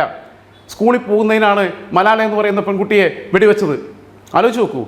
അവിടുത്തെ സ്ത്രീകൾ, അവിടുത്തെ മനുഷ്യർ, അവിടുത്തെ സാധാരണ മനുഷ്യർ അവിടെ അവർ സംപ്രേഷണം നിർത്തിവെച്ചിട്ടില്ലെങ്കിൽ TV-യിലൂടെ കാണുമ്പോൾ അവർക്ക് തോന്നിപ്പോവും ഞങ്ങൾ ഇന്ത്യയിൽ നിന്ന് പോരേണ്ടിയിരുന്നില്ല എന്ന്. അവർക്ക് തോന്നിപ്പോവും ഞങ്ങൾ ഇന്ത്യയിൽ ജനിച്ചിരുന്നെങ്കിലെന്ന്. ആ രീതിയിലേക്ക് ഒരു സ്വപ്നഭൂമിയായിട്ട് മാറുകയല്ലേ. ഞാൻ അങ്ങിലേക്ക് തിരിച്ചെത്താം ശ്രീ രാജൻ ജോസഫ്. ശ്രീ ഹസ്കർ, ഇതിലും രാഷ്ട്രീയം കാണണമായിരുന്നു? ഇതിലും ഇമാതിരി ഇൻഫീരിയോറിറ്റി കോംപ്ലക്സ് ഒക്കെ തോന്നേണ്ട കാര്യമുണ്ടോ? ഒരു ദൗത്യം തീരുമാനിക്കുന്നു, 3 ഘട്ടമായിട്ടാണ് ഇത് നടന്നത്, നമുക്ക് നല്ലവണ്ണം അറിയാം. ആദ്യവട്ടം ഈ പഹൽഗാം ആക്രമണം നടന്നതിന് പിന്നാലെ എല്ലാ രാഷ്ട്രങ്ങളെയും അതാത് രാജ്യങ്ങളിലെ നയതന്ത്ര പ്രതിനിധികൾ ഉപയോഗിച്ച് ബ്രീഫ് ചെയ്തു, എന്താണ് ഇവിടെ സംഭവിച്ചെന്ന്, ആരാണ് ഇതിന് പിന്നിലെന്ന്. 2ാം ഘട്ടമായി കൃത്യമായി അണുവിട തെറ്റാതെ ഭീകരതാവളങ്ങൾ ആക്രമിക്കുന്നു. 3ാം ഘട്ടം നാണം കെട്ടു നിന്ന് പാകിസ്ഥാൻ പൂഞ്ചിലടക്കം ജനവാസ മേഖലകൾ ആക്രമിക്കുന്നു. ചോദിച്ചു വാങ്ങിയതാണ്, ഇരന്നു വാങ്ങിയതാണ്, കൃത്യമായ മറുപടി നൽകി. ഭീകര താവളങ്ങൾ പലതും കിടന്നത് സൈനിക താവളങ്ങൾക്കടുത്താണ്. ആ സൈനിക താവളങ്ങളുടെ മതിലിൻ്റെ ഒരു കല്ല് പോലും ഇളക്കാതെയായിരുന്നു വളരെ കൃത്യമായ കണിശമായ ആക്രമണങ്ങൾ, പ്രിസിഷൻ. അപ്പോൾ തിരിച്ച് അപ്പോൾ ഇനി എന്ത് ചെയ്യുമെന്ന് അങ്ങോട്ട് കാണിച്ചു കൊടുത്തു. ഒരു 8 മണിക്കൂർ എടുത്തുള്ളൂ തോന്നുന്നു. എണ്ണി 2-3 എയർബേസുകൾ അടക്കം, പ്രതിരോധവും ആക്രമണശേഷി അടക്കം അങ്ങ് തീർത്തു. റൺവേ അടക്കം, VIP യാത്രയ്ക്കായിട്ട് ഒരുക്കി വെച്ചിരുന്ന ബേസുകൾ, നൂർഖാൻ അടക്കം. നൂർഖാനെ ചൊല്ലിയുള്ള കരച്ചിൽ ഇനിയും തീർന്നിട്ടില്ല പാകിസ്ഥാനിൽ. അപ്പോൾ ഇത് കഴിഞ്ഞിട്ടുള്ള അടുത്ത ഘട്ടം, ശ്രീ ഹസ്കർ, അടുത്ത ഘട്ടം ഡിപ്ലോമാറ്റിക് ഒഫൻസീവ് എന്ന് തന്നെ പറയാം. ലോകരാഷ്ട്രങ്ങളിൽ പോയി എന്തൊക്കെയാണ് സംഭവിച്ചതെന്ന് പറഞ്ഞ് മനസ്സിലാക്കാനുള്ള ശ്രമം. അതിനായി തിരഞ്ഞെടുക്കുമ്പോൾ കാര്യങ്ങൾ പോയി ധരിപ്പിക്കാൻ ഏറ്റവും യുക്തമായ ആൾക്കാരെ, ഏറ്റവും അനുയോജ്യരായവരെ തിരഞ്ഞെടുത്ത് അയക്കുന്നു. അവിടെ നമ്മൾ ഈ കശുവണ്ടി വികസന കോർപ്പറേഷനിലേക്ക് ചെയർമാനെ നിശ്ചയിക്കുന്നതിലേക്കോ ഒക്കെ ചർച്ച നടത്തുന്ന പോലെ ചർച്ച നടത്തണം എന്നൊക്കെ പറയുന്നത് ഈ കാലത്തിന് യോജിച്ചതാണോ ശ്രീ ഹസ്കർ? പ്രിയപ്പെട്ട പ്രതിഭ, അങ്ങൊന്ന് മനസ്സിലാക്കേണ്ടത് ഓപ്പറേഷൻ സിന്ദൂർ അനിവാര്യമായ തിരിച്ചടി തന്നെയാണ്, ഒരു സംശയമില്ലാതെ. അത് രാജ്യത്ത് ജീവിക്കുന്ന, ലോകത്ത് ജീവിക്കുന്ന ഏതു മനുഷ്യനും, മനുഷ്യ സ്നേഹിയായിട്ടുള്ള ഏതു മനുഷ്യനും സമ്മതിക്കുന്ന കാര്യമാണ്. പക്ഷെ 2 പ്രശ്നം ഇക്കാര്യത്തിലുണ്ട്. അതിനുശേഷം കേന്ദ്ര ഗവൺമെന്റ് എടുത്തിട്ടില്ല. കേന്ദ്ര ഗവൺമെന്റ് വാഴ്ത്തിപ്പാടുന്നതിന്, അതിന്റെ ആരാധകർക്ക് വാഴ്ത്തിപ്പാടുന്നതിന് ഒരു തടസ്സമില്ല. പക്ഷേ എടുത്തിട്ടുള്ള ഏറ്റവും പരമപ്രധാനമായിട്ടുള്ള പ്രശ്നമുണ്ട്. ഒന്ന്, ഇന്ത്യയുടെ പാർലമെന്റ് എന്ന് പറയുന്നത് ജനാധിപത്യത്തിന്റെ ശ്രീകോവിലാണ്. ആ ജനാധിപത്യത്തിന്റെ ശ്രീകോവിലിനുള്ളിൽ ഈ വിഷയം അവതരിപ്പിക്കുന്നതിനുള്ള ധൈര്യം ഇന്ത്യൻ പ്രധാനമന്ത്രി കാണിക്കണമായിരുന്നു. ഒരു സ്പെഷ്യൽ പാർലമെന്റ് എഡിഷൻ വിളിച്ചു ചേർത്ത് ഈ വിഷയത്തിൽ ഒരു ചർച്ച നടത്തിയിട്ടില്ലെന്നുള്ളതാണ് ഒന്നാമത്തെ തർക്കം. 2, ഇന്ത്യ ഒരു ജനാധിപത്യ രാജ്യമാണ്, ഇതൊരു ഏകാധിപത്യ രാജ്യമല്ല. സ്വാഭാവികമായി പിക്ക് ആൻഡ് ചൂസ് ചെയ്യുക എന്ന് പറയുന്നത് ഒരു ഏകാധിപതിയുടെ സ്വഭാവവും നവഫാസിസ്റ്റ് രൂപീകരണത്തിൽ വരുന്ന ഒരു രാജ്യ തലവന്റെ രീതിയുമാണ്, ഒരു ഭരണകൂടത്തിന്റെ രീതിയാണ്. മറിച്ച് ചെയ്യാൻ കഴിയുന്നത് എന്തായിരുന്നു? ഇന്ത്യയിലെ ജനാധിപത്യ പ്രക്രിയയിൽ ഇടപെടുന്ന രാഷ്ട്രീയ പ്രസ്ഥാനങ്ങളെ വിളിച്ചു ചേർത്ത് അവരിൽ നിന്നും പ്രതിനിധികളെ തീരുമാനിക്കണം. ഡോക്ടർ ശശി തരൂർ ഒരു ഡിപ്ലോമാറ്റ് എന്ന നിലയിൽ അദ്ദേഹം ലോക പ്രശസ്തനാണെന്നുള്ളതിൽ അഭിപ്രായ വ്യത്യാസമില്ല. അദ്ദേഹം ഒരുപക്ഷെ ലോകത്തെ മുഴുവൻ രാജ്യങ്ങളിലും അദ്ദേഹം ഇന്ത്യയെ പ്രതിനിധാനം ചെയ്യണം എന്ന് ആഗ്രഹിക്കുന്ന ആളാണ്. അങ്ങനെ പ്രവർത്തിക്കണം, അദ്ദേഹത്തെ ചുമതലപ്പെടുത്തണമെന്ന് ആഗ്രഹമുള്ള ആളാണ്, അങ്ങനെ വിചാരിക്കുന്ന ആളാണ്, ഒരു സംശയമില്ല. പക്ഷെ ഡോക്ടർ ശശി തരൂരിനെ തെരഞ്ഞെടുക്കുന്നതിന് മുമ്പ് അദ്ദേഹത്തിന്റെ രാഷ്ട്രീയ പ്രസ്ഥാനത്തെ ബോധ്യപ്പെടുത്തേണ്ടതിന്റെ ഉത്തരവാദിത്വം ഇന്ത്യൻ ഭരണാധികാരികൾക്കുണ്ടായിരുന്നു. അവിടെ ഏകാധിപത്യപരമായിട്ടുള്ള നിലപാട് ഇന്ത്യൻ ഭരണാധികാരികൾ എടുത്തു എന്ന കടുത്ത വിമർശനം ഉയർത്തുന്നു. എന്തുകൊണ്ട് ഓപ്പറേഷൻ സിന്ദൂറിന്റെ വസ്തുതാ വിവരങ്ങൾ ആകമാനം പാർലമെന്റ് വിളിച്ച് ചർച്ച ചെയ്യുന്നതിന് തയ്യാറാകുന്നില്ല?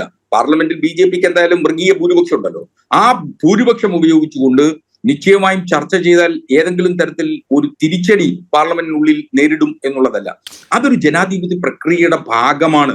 അത് ചെയ്തില്ല എന്നുള്ള വിമർശനമാണ് ഇടതുപക്ഷവും ഇന്ത്യയിലെ പ്രതിപക്ഷ പാർട്ടികളും ഉയർത്തുന്നത്. ഒരുപക്ഷെ ഈ ആളുകളെ തെരഞ്ഞെടുപ്പ് ഇന്ത്യയുടെ പാർലമെന്റിലെ മികച്ച പാർലമെന്ററിയന്മാരെയാണ് ഇന്ത്യ പ്രതിനിധികളെ ലോകത്തിന് മുമ്പാകെ അവതരിപ്പിച്ചിട്ടുള്ളത്, ഒരു സംശയമില്ല കാര്യത്തിൽ. പക്ഷെ അത് തെരഞ്ഞെടുക്കുന്ന രീതി അതാത് പാർട്ടികളുടെ ആളുകളുമായി ചർച്ച ചെയ്തു വേണമായിരുന്നു അതാണ് ഒരു ജനാധിപത്യ പ്രക്രിയ. പാർലമെന്റ് വിളിച്ചുകൂട്ടി അവിടെ ഈ ശക്തമായ പ്രതിപക്ഷ നിരയുടെ മുന്നിൽ ഈ പ്രശ്നം അവതരിപ്പിച്ച് അവരെ നേരിടാനുള്ള ചങ്കൂറ്റം എന്തുകൊണ്ട് ശ്രീ നരേന്ദ്രമോദി, ശ്രീ അമിത്ഷാ, ശ്രീ രാജ്നാഥ് സിംഗ്, ശ്രീ ജയശങ്കർ, ശ്രീമതി നിർമ്മല സീതാരാമൻ എന്നിവരടങ്ങിയ മുൻനിരയ്ക്ക് കഴിഞ്ഞില്ല? അവർ പേടിച്ചു പോയി അല്ലേ? ശ്രീ പ്രദീപ്, ഇതിനകത്ത് നമ്മൾ മനസ്സിലാക്കേണ്ടുള്ളത് ഇതൊരു കാർഷിക ബിൽ ചർച്ചയോ അല്ലെങ്കിൽ ഇതൊരു കാസ്റ്റ് സെൻസസിന്റെ ചർച്ചയോ അല്ലെങ്കിൽ നമ്മൾ ഇവിടെ വേറെ വല്ല വികസനത്തിന്റെ ചർച്ചയല്ല പാർലമെന്റ് ഉള്ളിൽ നടക്കാൻ പോകുന്നത്. അത് രാജ്യത്തിന്റെ സുരക്ഷയെ കുറിച്ചുള്ള ഒരു ഡയറക്റ്റ് ആയിട്ട് ഇമ്പാക്ട് ഉള്ള ഒരു കാര്യമാണ്. ഓപ്പറേഷൻ സിന്ദൂർ ഇപ്പോഴും കഴിഞ്ഞിട്ടില്ല എന്ന് പറഞ്ഞിട്ടുള്ള ആണ് നമ്മൾ ഇപ്പോഴും നിൽക്കുന്നത്. അങ്ങനെ ഇരിക്കുമ്പം എനിക്ക് തോന്നുന്നു ശ്രീ ശരത് പവാർ ആണ് ഇതിനകത്ത് ഏറ്റവും നല്ല രീതിയിലുള്ള, അദ്ദേഹം ഒരു മുൻ ഡിഫൻസ് മിനിസ്റ്റർ കൂടിയായിരുന്നു. അപ്പൊ അദ്ദേഹത്തിന് കാര്യങ്ങൾ അറിയാം. അദ്ദേഹം പറഞ്ഞു ഇപ്പൊ അതിന്റെ ആവശ്യമില്ല. കാരണം എന്താണ്, അവിടെ പല കാര്യങ്ങളും നമ്മളൊരു ജനാധിപത്യ രാജ്യമാണ്, അതിനകത്ത് എല്ലാ കാര്യങ്ങളും പുറത്ത് പറയണം എന്ന് വിശ്വസിക്കുന്നതാണ്.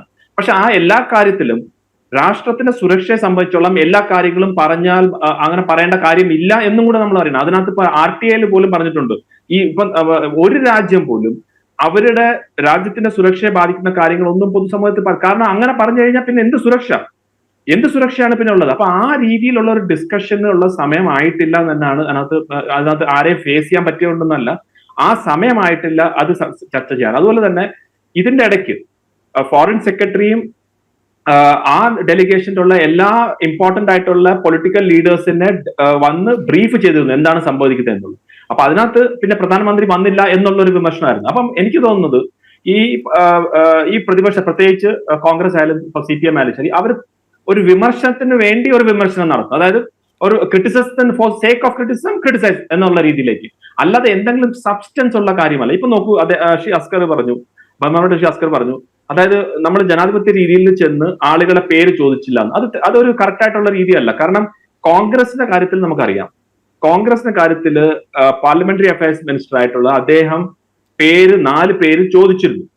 4 പേര് ചോദിച്ചപ്പം ഉച്ചയ്ക്ക് കോൺഗ്രസ് കൊടുത്ത പേരാണ് ഈ ശശി തരൂർ ഇല്ല, അതിനകത്ത് സൽമാൻ ഖുർഷീദ് ഇല്ല, മനീഷ് തിവാരി ഇല്ല, ഗൗരവ് ഗൊഗോയ് ഉണ്ടായിരുന്നു, പിന്നെ മറ്റാളുകൾ ഉണ്ടായിരുന്നു. അപ്പൊ അവരെ പേരാണ് കൊടുത്തത്.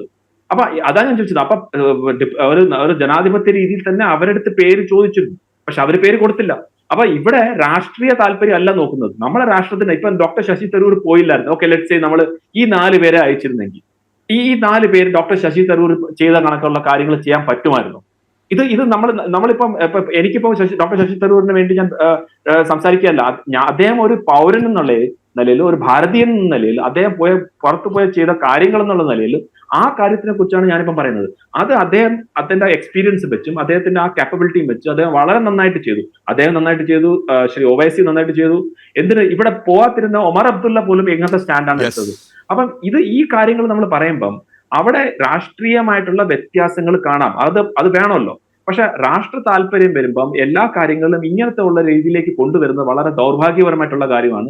അപ്പോൾ കാര്യമൊന്നുമില്ലെങ്കിലും വിമർശനം നടത്തുക, ഒന്നുമില്ലെങ്കിൽ ചർച്ച. എന്ത് ചർച്ചയാണ് നടത്തുന്നുള്ളത്? ഏത് റഫാൽ വിമാനമാണ് എവിടുന്ന് ഏത് ബേസിൽ നിന്ന് പറന്നെന്നോ, ഏത് പൈലറ്റുമാരുടെ പേര് വേണോ, അല്ലെങ്കിൽ ഏതൊക്കെ ബോംബ്സ് ആണോ യൂസ് ചെയ്തെന്നോ, ഏത് സിസ്റ്റമാണ്, സാറ്റലൈറ്റ് സിസ്റ്റമാണോ യൂസ് ചെയ്യുന്നോ, ഏത് ഡ്രോൺസിന്റെ സിസ്റ്റമാണ്, ഇതാണോ ചർച്ച ചെയ്യേണ്ടുള്ളത്? അപ്പൊ ഒന്ന് ആലോചിച്ച് നോക്കൂ, ഒരു യുദ്ധം നടക്കുന്ന സമയത്ത്, യുദ്ധ സമാനമായ രീതി നടക്കുന്ന സമയത്ത് ഇതാണോ ചർച്ച ചെയ്യേണ്ടുള്ളത്? ഞാൻ ശ്രീ പ്രദീപ് നമ്മളെ വീട്ടിൽ നടക്കുന്ന കാര്യങ്ങൾ പോലും നമ്മൾ എല്ലാ കാര്യവും പുറത്തു പറയാറില്ല. നമ്മളെ രാഷ്ട്രീയ പാർട്ടിക്കാർ അവരുടെ ഒരു ചെറിയ സ്ട്രാറ്റജി പോലും പുറത്തു പറയാറില്ല. പക്ഷെ നമ്മളെ രാഷ്ട്രത്തിന്റെ സുരക്ഷയെ പറ്റി അത് വന്ന് പബ്ലിക്കായിട്ട് നിന്ന് എല്ലാ കാര്യങ്ങളും ത്രെഡ് ബെയർ ആയിട്ട് ഒന്ന് പറയണമെന്ന് പറയുന്നത്, സത്യം പറഞ്ഞാൽ അതിന് ഒരു കറക്റ്റ് ആയിട്ട് ഒരു വേർഡ് ഇല്ല.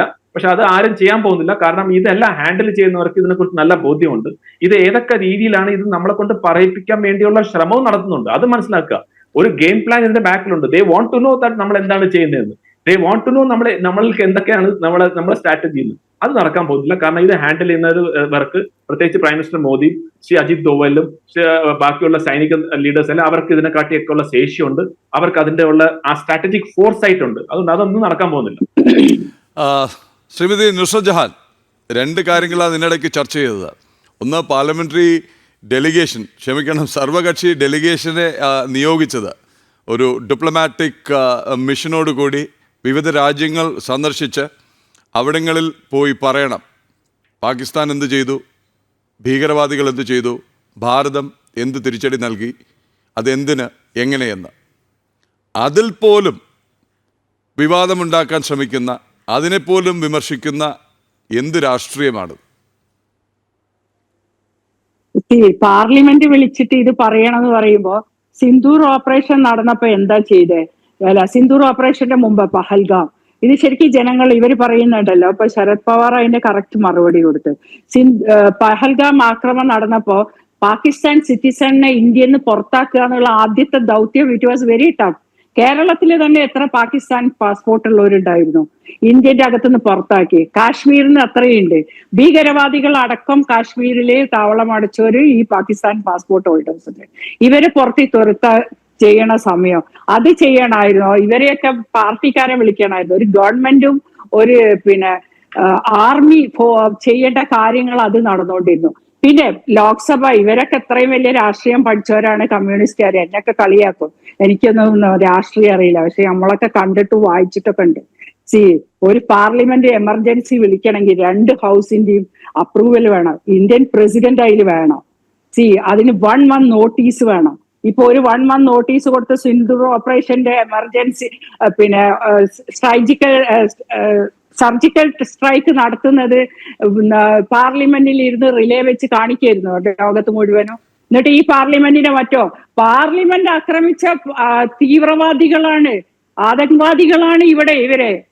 അപ്പൊ ഈ പാർലമെന്റിനകത്ത് ഇന്ത്യന്റെ മൊത്തം ആൾക്കാരെയും വെച്ചിട്ട് ഇരിക്കുമ്പോ ഇന്ത്യൻ പ്രസിഡന്റ് അടക്കമുള്ളടത്ത് ഇവര് ബോംബ് കൊണ്ടുവിടൂല എന്ന് ആര് കണ്ട്? കാരണം പഹൽഗാമിന്ന് ഇവരെങ്ങോട്ടാ ഓടിയെന്ന് പോലും ആർക്കും അറിയില്ല. ഡൽഹിയിൽ ഇരിക്കുന്ന നമ്മളോടൊക്കെ ആൾക്കാർ പറയുന്നുണ്ടായിരുന്നേ, ആൾക്കാർ മീൻസ് ഉത്തരവാദിത്തപ്പെട്ടല്ലോ, ബി കെയർഫുൾ, ഇങ്ങനെ തിരക്കുള്ള മാർക്കറ്റിൽ പോകുമ്പോ യു ഹാവ് ടു ലുക്ക്. ഇതുപോലുള്ള സ്ഥലങ്ങളിലാണ് അവർ വന്നിട്ടുണ്ടാവും, ആൾക്കാരുണ്ടാവും, അവരിവിടെ ഉണ്ട് എന്നാണ് ഇൻഫർമേഷൻ. അത്ര പോലും ആൾക്കാരെ പേടിപ്പിക്കുന്നുണ്ടായിരുന്നു, വേണ്ടപ്പെട്ടവര് വരെ. അപ്പൊ ഇങ്ങനെ ഒരു സമയത്ത് ഇത് വിളിച്ചു വരുത്തണോ? ഇതൊക്കെ എന്ത് ന്യായ പറയണേ? പിന്നെ അവര് പറയുന്ന ഒരു കാര്യമുണ്ട്, ഇത് വേണ്ടായിരുന്നു, പാകിസ്ഥാൻ തന്നെയാണോ തീവ്രവാദം?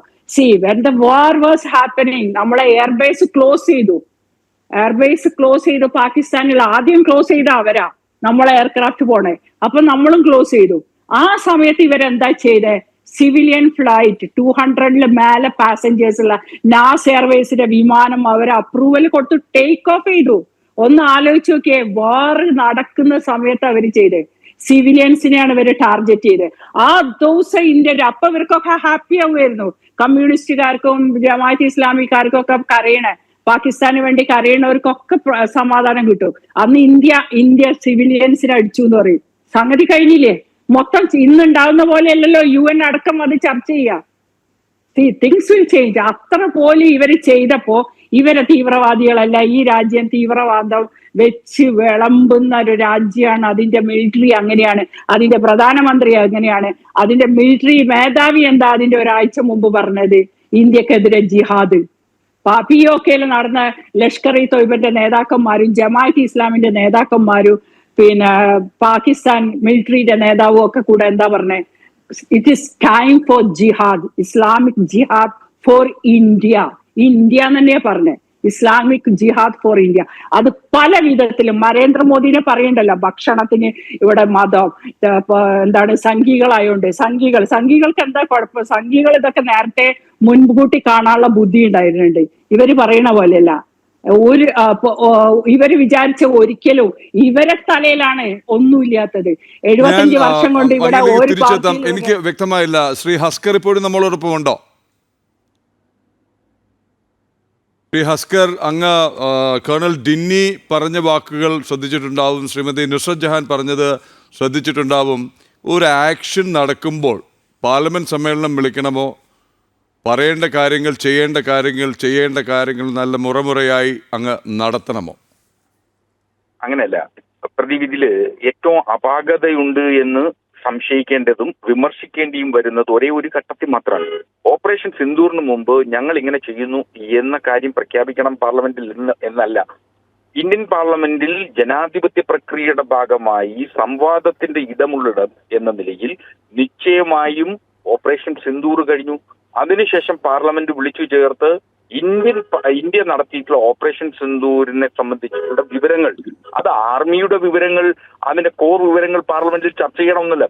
ആ വിവരങ്ങൾ ചർച്ച ചെയ്യാനുള്ള സ്ഥലമാണ് പാർലമെന്റ്. ആർമിയുടെ നീക്കങ്ങളെ കുറിച്ച് അല്ലെങ്കിൽ ഇന്ത്യൻ സൈന്യം എങ്ങനെയൊക്കെ നീങ്ങും എന്നുള്ളതിനെ കുറിച്ച് ചർച്ച ചെയ്യുക എന്നുള്ളതല്ല. ഇന്ത്യൻ പാർലമെന്റിലാണ് ഇതിന്റെ രാജ്യത്തിന്റെ ജനാധിപത്യത്തിന്റെ സർവാധികാരവും നിൽക്കുന്നത് ഇന്ത്യൻ പാർലമെന്റിലാണെങ്കിൽ നിശ്ചയമായും ഇന്ത്യൻ പാർലമെന്റിൽ അത്തരം സംവാദങ്ങൾ ഉണ്ടാവണം. അത് ഒരു ജനാധിപത്യ പ്രക്രിയയുടെ ഭാഗമാണ്. ആ ജനാധിപത്യ പ്രക്രിയ നടന്നില്ല എന്ന വിമർശനവും, അതുപോലെ സർവകക്ഷി പ്രതിനിധികളെ തെരഞ്ഞെടുക്കുമ്പോൾ ഇന്ത്യൻ പാർലമെന്റിന്റെ മുഖമായി സർവകക്ഷി പ്രതിനിധികൾ പോകുമ്പോൾ ആ തെരഞ്ഞെടുക്കപ്പെടുന്നത് ഇന്ത്യയിലെ രാഷ്ട്രീയ പ്രസ്ഥാനങ്ങളുടെ പ്രതിനിധികൾ എന്ന നിലയിൽ ആ രാഷ്ട്രീയ പ്രസ്ഥാനങ്ങളുടെ കൂടി അറിവോടുകൂടി ആയിരിക്കണം എന്നുള്ളതാണ് ഒരു വിമർശനമായി ഉയർന്നു വരുന്നത്. ഇവിടെ ഓപ്പറേഷൻ സിന്ദൂറിനെ വിമർശിക്കുന്നു എന്ന അർത്ഥത്തിൽ ഇതിനെ വ്യാഖ്യാനിക്കേണ്ടതില്ല. അത് കൃത്യമായി അതിനുശേഷം നടന്ന നടപടിക്രമങ്ങളെ ഇതിന്റെ ഏറ്റവും പരമപ്രധാനമായിട്ടുള്ള കാര്യം, ഏതൊരു യുദ്ധം നടന്നാലും പ്രതിരോധത്തിനു വേണ്ടി പണം നീക്കി വെച്ചിട്ടുള്ള ഏതൊരു രാജ്യവും തങ്ങളുടെ GDP-യേക്കാൾ പ്രതിരോധത്തിനു വേണ്ടി പണം കരുതി വെക്കുന്ന ഏതൊരു രാജ്യവും നാശത്തിന്റെ വക്കിലാണ് ചെന്നവസാനിച്ചിട്ടുള്ളത് എന്ന സത്യം ലോക ചരിത്രത്തിലാകമാനമുണ്ട്. അപ്പോ തങ്ങളുടെ പണം മുടക്കേണ്ടത്, രാജ്യത്തിന്റെ ധനം മുടക്കേണ്ടത് ഇവിടെ വ്യവസായങ്ങൾ വളരുന്നതിനു വേണ്ടിയും നമ്മുടെ വിദ്യാർത്ഥികളെ വിദ്യാഭ്യാസ കാര്യത്തിനും ആരോഗ്യ കാര്യത്തിനുമായിരിക്കണം മുഖ്യ പരിഗണന എന്നു കരുതുന്ന രാഷ്ട്രീയ വീക്ഷണാബോധത്തോടു കൂടിയുള്ള ഒരു സമീപനമാണ് ഇക്കാര്യത്തിൽ വേണ്ടത്. ഒരുപക്ഷെ കേന്ദ്ര സർക്കാർ പലരും പറയുന്നത് പോലെ കേന്ദ്ര സർക്കാർ എടുക്കുന്ന പല നിലപാടുകളും, ഒരുപക്ഷെ അതിലെ മന്ത്രിമാരെ തെരഞ്ഞെടുത്തിരിക്കുന്ന രീതി, ഇതൊക്കെ അഭിനന്ദനാർഹമാണ്, ഒരു സംശയം അക്കാര്യത്തിലില്ല. പക്ഷെ ഇന്ന് എടുക്കുന്ന നിലപാടുകൾ ഏകാധിപത്യ സ്വഭാവത്തിലേക്ക് രാജ്യത്തെ നയിക്കുന്നു. അടിയന്തരാവസ്ഥയുടെ കിരാത നാളുകൾ അനുഭവിച്ച ഒരു രാജ്യമെന്ന നിലയിൽ അതിനെ ഓർമ്മിപ്പിക്കുന്ന തരത്തിലേക്ക് വരുന്നു എന്നതാണ് ഇവിടെ ഏറ്റവും അപകടം. ശ്രീമതി ഇന്ദിരാഗാന്ധിയെ വ്യക്തിപരമായി പോലും രാഷ്ട്രീയമായി പോലും അവരുടെ നിലപാടുകളെ പലപ്പോഴും വിമർശിച്ചിട്ടുള്ളതാണ്. പക്ഷേ പാകിസ്ഥാൻ യുദ്ധത്തിന്റെ ഒരു ഘട്ടത്തിൽ അമേരിക്കൻ പ്രസിഡന്റ് ശ്രീമതി ഇന്ദിരാഗാന്ധിയെ വിളിച്ചതായി നാം കേൾക്കുന്ന ഒരു കഥയുണ്ട്. അതിന്റെ വസ്തുത എത്രയാണെന്ന് അറിയില്ല. പക്ഷെ വിളിച്ചപ്പോ ഞങ്ങൾ ഒരു കപ്പൽ പടയെ അയക്കും, യുദ്ധം അവസാനിപ്പിക്കൂ എന്ന് ഭീഷണിപ്പെടുത്തിയപ്പോൾ അമേരിക്കയോട് പോലും അന്ന് യുദ്ധം ചെയ്യാൻ തയ്യാറായ രാജ്യമായിരുന്നു ഇന്ത്യ. അപ്പോ കഴിഞ്ഞ മോദി ഗവൺമെന്റ് വന്നതിന് ശേഷം ഇന്ത്യൻ സൈനിക ശേഷി വർദ്ധിച്ചു എന്ന് അവകാശപ്പെടുന്നവർ അതുകൂടി ഓർത്തിരിക്കണമെന്നുള്ളതാണ്.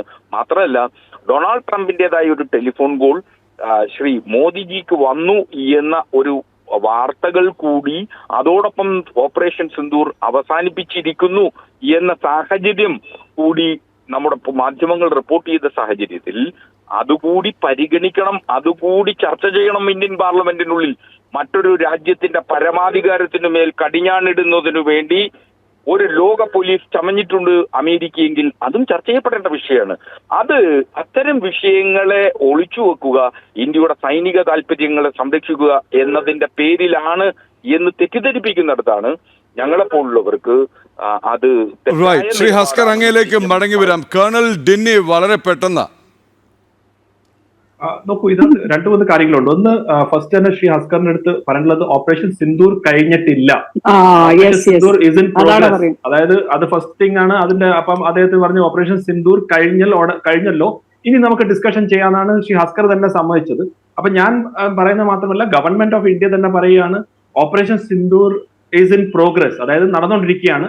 അതിന്റെ ഇതായിട്ട് തന്നെയാണ് കഴിഞ്ഞ ആഴ്ച നമ്മൾ ചില 6 സംസ്ഥാനങ്ങൾ, അതായത് പ്രത്യേകിച്ച് ബോർഡർ ഏരിയാസിൽ അവിടെ ബ്ലാക്ക് ഔട്ടും മറ്റ് ഡ്രിൽസും സിവിൽ ഡിഫൻസ് മൂവ്മെന്റ് ഒക്കെ ചെയ്തു. കാരണം പാകിസ്ഥാൻ പോലുള്ള രാജ്യം അവർ കിട്ടിയ തിരിച്ചടിയുടെ പേരിൽ അവർ ഒരു സർപ്രൈസ് അറ്റാക്ക് ചെയ്യാനുള്ള എല്ലാ സാധ്യതകളും ഉണ്ട്. കാരണം പാകിസ്ഥാൻ മുൻകാലങ്ങളിൽ ചെയ്തിട്ടുണ്ട്, പാകിസ്ഥാന്റെ ചരിത്രം അങ്ങനെയാണ്. ഒന്നത്. രണ്ടാമത് 7th ഫ്ലീറ്റിനെ കുറിച്ച് ശ്രീ ഹസ്കർ പറഞ്ഞു. ഞാൻ പറഞ്ഞു അത് വളരെ ഒരു തെറ്റിദ്ധരിക്കുന്ന പറ്റുന്ന ഒരു കാര്യമാണ്. കാരണം അന്ന് ഇന്ത്യ 1971 യുദ്ധം നടന്ന സമയത്ത് നമ്മളെല്ലാവരും എന്താ പറഞ്ഞ അഭിനന്ദിക്കുന്ന ഇന്ദിരാഗാന്ധി അവർ ചെയ്ത ആ ഒരു ഓപ്പറേഷനിൽ. പക്ഷേ അതിനകത്ത് സോവിയറ്റ് യൂണിയൻ എന്ന് പറയുന്ന രാജ്യം ശക്തമായിട്ട് നിലപാട് എടുത്തു ഭാരതത്തിന്റെ ഉള്ളിൽ, ഭാരതത്തിന് വേണ്ടി. അപ്പൊ ആ രീതിയിലുള്ള സപ്പോർട്ട് കാരണമാണ് 7th ഫ്ലീറ്റ് അവിടെ വരെയാണെങ്കിൽ സോവിയറ്റ് യൂണിയനും ഈ വാറിലേക്ക് വരും എന്ന് സോവിയറ്റ് യൂണിയൻ അന്ന് പറഞ്ഞുകൊണ്ടാണ് ആ 7th ഫ്ലീറ്റ് തിരിച്ചു പോയത്. അല്ലാതെ ഇന്ദിരാഗാന്ധി ജി പറഞ്ഞുകൊണ്ട് മാത്രമല്ല, അല്ലെങ്കിൽ ഇന്ദിരാഗാന്ധി അങ്ങനെ ഒരു നിലപാടെടുത്തെന്നല്ല. ഇന്ദിരാഗാന്ധിജിയുടെ അന്നത്തെ ആ ഇന്ത്യയുടെ പുറകിൽ ശക്തമായിട്ട് സോവിയറ്റ് യൂണിയൻ നിന്നുകൊണ്ടാണ്. രണ്ടാമത്തെ കാര്യം. മൂന്നാമത്തെ കാര്യം, ഡൊണാൾഡ് ട്രംപ്. ഇനി ഡൊണാൾഡ് ട്രംപിനെ കുറിച്ച് നമ്മൾ എന്താണ് പറയുക? ഇപ്പം മണിക്കൂറുകൾ മുമ്പാണ് എലോൺ മസ്കും ഡൊണാൾഡ് ട്രംപും തമ്മിലുള്ള നമ്മൾ നേരിട്ട് കണ്ടുകൊണ്ടിരിക്കുന്നത്. അപ്പൊ അങ്ങനെയുള്ള ഒരു പേഴ്സണാലിറ്റി ഒരാളുടെ അടുത്ത് അദ്ദേഹം പറയുന്ന എന്തെങ്കിലും കാര്യത്തിന് എന്തെങ്കിലും വിലയുണ്ടോ എന്ന് അമേരിക്കയുടെ ഉള്ളിൽ തന്നെ അദ്ദേഹത്തിന്റെ വലം കൈയായിട്ട് നിന്ന ഒരു ആള് എലോൺ മസ്ക്, അദ്ദേഹത്തിനെ പിടിച്ച് പ്രസിഡന്റ് ആക്കി എന്ന് പറയുന്ന ആ ആള് പോലും ഇന്ന് എലോൺ മസ്ക് പറയുന്ന കാര്യത്തിൽ വിശ്വാസമില്ലാതെ പറയുന്ന കാര്യങ്ങൾ ചെയ്യുന്നില്ല എന്ന് പറയുമ്പോൾ എലോൺ മസ്കിനെ എന്ത് വേണമെങ്കിലും പറയാം. നമ്മളെ സംബന്ധിച്ചോളം നമ്മൾ വളരെ കൃത്യമായിട്ട് ഓപ്പറേഷൻ സിന്ദൂർ ഭീകരവാദത്തിന്റെ അഗെയിൻസ്റ്റ് ആയിരുന്നു, പാകിസ്ഥാന്റെ അഗെയിൻസ്റ്റ് അല്ലായിരുന്നു, പാകിസ്ഥാൻ സൈന്യത്തിന്റെ അഗെയിൻസ്റ്റ് അല്ലായിരുന്നു, പാകിസ്ഥാൻ സിവിലിയന്റെ അഗെയിൻസ്റ്റ് അല്ലായിരുന്നു. യുദ്ധത്തിലേക്ക് പോകരുതെന്ന് നമ്മൾ അടിവരയിട്ട് പറഞ്ഞതാണ്. അതുകൊണ്ട് പാകിസ്ഥാന് കിട്ടാനുള്ള അടി കിട്ടിയപ്പം അവര് US കാല് പിടിച്ച് എങ്ങനെയെങ്കിലും ഇതൊന്ന് നിർത്തിത്തരണമെന്ന് പറഞ്ഞു. നമ്മുടെ അടുത്ത് പറഞ്ഞു, നമ്മളെപ്പോഴും എന്താ പറഞ്ഞത്, നിങ്ങൾ നിർത്തുകയാണെങ്കിൽ ഞങ്ങൾക്ക് പ്രശ്നമൊന്നുമില്ല, ഞങ്ങളെ കാര്യം ഞങ്ങൾ ചെയ്തു കഴിഞ്ഞു, ഇനി നിങ്ങൾ വീണ്ടും ചെയ്യണമെങ്കിൽ വീണ്ടും അടി കൊടുക്കുമെന്നല്ല. അല്ലാതെ ഡൊണാൾഡ് ട്രംപ് പറഞ്ഞിട്ടൊന്നുമല്ല. അതിന്റെ എന്തോ ട്രേഡ് റിലേഷൻ ഈ US-ന്റെയും പാകിസ്ഥാന്റെയും ട്രേഡ് എത്രയാണെന്നറിയോ ശ്രീപതി? $5 ബില്യൺ മാത്രമാണ്. അതായത് ഒന്ന് ആലോചിച്ചു, നമ്മൾ എവിടെ കിടക്കുന്നു, അവരെവിടെ കിടക്കുന്നു. അപ്പൊ ഇതൊക്കെ ഒരു നോൺസെൻസിക്കൽ ആയിട്ടുള്ള ഒരു കാര്യമാണ് ഡൊണാൾഡ് ട്രംപിനെ സംബന്ധിച്ചോളം. ആ പറയുന്ന അൺഫോർച്ചുനേറ്റ്ലി യുണൈറ്റഡ് സ്റ്റേറ്റ്സിന്റെ പ്രസിഡന്റ് ആണ്. പക്ഷെ ഡോക്ടർ ശശി തരൂർ പോലും ആ US-ലിരുന്ന് അദ്ദേഹത്തിനെ കുറിച്ച് പറഞ്ഞത് മുൻകാലങ്ങളിലെ പ്രസിഡന്റിനെ പോലെ അല്ല ഡൊണാൾഡ് ട്രംപ്. അത് വാസ്തവമാണ്. ഇപ്പൊ നോക്കൂ, 2 ദിവസം മുമ്പ് അദ്ദേഹം വ്ളാഡിമിർ പുടിനെ കുറിച്ച് എന്താണ് പറഞ്ഞത്? അപ്പം ഡൊണാൾഡ് ട്രംപ് പറയുന്നതിന് ഒരു രീതിയിലും നമ്മളത് കാണുന്നില്ല. അമേരിക്കയുടെ നയം വേറെയാണ്. ഡൊണാൾഡ് ട്രംപ് എന്നുള്ള ഒരു once in a generation, once in a lifetime president വന്ന് അമേരിക്ക തന്നെ ഇനി എങ്ങനെ ഇരിക്കുന്നു നമുക്കൊന്നും പറയാൻ പറ്റാത്ത അവസ്ഥയാണ്. അതുകൊണ്ട് ഇനി ഞാൻ തിരിച്ചെത്താം. ഒരു ഇടവേള വേണം. ഈ ഇടവേളയിൽ വേണമെങ്കിൽ ശ്രീ ഹസ്കർ ടാസ്ക് ഫോഴ്സ് 74 എന്നൊന്ന് ഗൂഗിളിൽ നോക്കിയാൽ അറിയാം എന്തുകൊണ്ട് ഈ 7ാം കപ്പൽപ്പടയുടെ മോഹങ്ങൾ പോയി എന്ന്. ഒരു ന്യൂക്ലിയർ പവേർഡ് സബ്മറൈൻ, വേറൊന്ന് ഡിസ്ട്രോയേഴ്സും ക്രൂസ് മിസൈൽസും നിറഞ്ഞ വേറൊരു സബ്മറൈൻ ചെറുതായിട്ടൊന്ന് പൊന്തി വന്നിട്ട് താഴെ പോയി. ഈ പരിസരത്ത് തന്നെ ഉണ്ടായിരുന്നു സോവിയറ്റ് യൂണിയൻ്റെ. അപ്പോൾ അങ്ങനെയാണ് US തിരിച്ചു പോയത്. വേഗം തിരിച്ചെത്താം ഇടവേളയ്ക്ക് ശേഷം.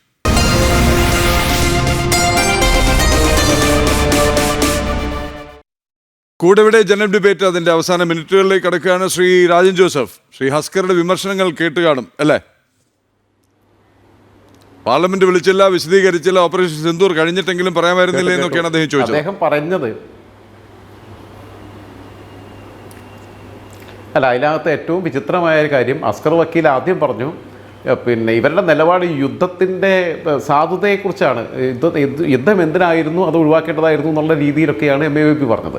പക്ഷേ ഇപ്പോൾ പിന്നെ അസ്കർ വക്കീൽ പറഞ്ഞത് ഡൊണാൾഡ് ട്രംപ് ഇടപെട്ടപ്പം അദ്ദേഹത്തിൻ്റെ മീഡിയേഷനിൽ നമ്മൾ പേടിച്ച് യുദ്ധം നിർത്തിയെന്ന്. അപ്പോൾ യുദ്ധം തുടരണമായിരുന്നു എന്നാണ് ഇവരുടെ നിലപാട്. അതാണോ? അങ്ങനെയാണെങ്കിൽ അങ്ങനെ പറയണം. ഇത് രണ്ടും വർത്തമാനം പറയരുത്. ഈ യുദ്ധം ഏറ്റവും അവസാനിപ്പിക്കേണ്ട മനോഹരമായ മുഹൂർത്തത്തിലാണ് അവസാനിച്ചത്. ഒരു പരിപൂർണമായ യുദ്ധത്തിലേക്ക് പോയാൽ ആ യുദ്ധത്തോടു കൂടി പാകിസ്ഥാൻ തീരും. അവിടുത്തെ നിരപരാധികളായ മനുഷ്യർ വരെ സഫർ ചെയ്യേണ്ടി വരും. അല്ലെങ്കിൽ തന്നെ അവർ ബുദ്ധിമുട്ടിയിരിക്കുക. അവിടെ നമ്മുടെ ഇൻഫ്രാസ്ട്രക്ചർ എവിടെ നിൽക്കുന്നു, അവരത് എവിടെ നിൽക്കുന്നു. നമ്മുടെ പ്രതിശീർഷ വരുമാനം എവിടെ നിൽക്കുന്നു, അവരത് എവിടെ നിൽക്കുന്നു.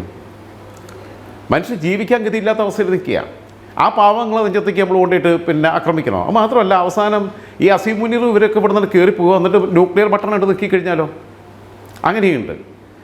ഇന്ത്യയെ സംബന്ധിച്ചിടത്തോളം അങ്ങനെ ഫുൾ കോർ പിന്നെ യുദ്ധത്തിലേക്ക് പോയി കഴിഞ്ഞാൽ നമ്മുടെ ബാക്കിയുള്ള പിന്നെ വിവിധ വികസനത്തിന് വേണ്ടിയിട്ട് വിവിധ വകുപ്പുകൾക്ക് അലോക്കേറ്റ് ചെയ്ത ഫണ്ടെല്ലാം അത് ഡിഫൻസ് മിനിസ്ട്രിയിലേക്ക് നമ്മൾ വീണ്ടും തിരിച്ചു കൊടുക്കേണ്ടി വരും.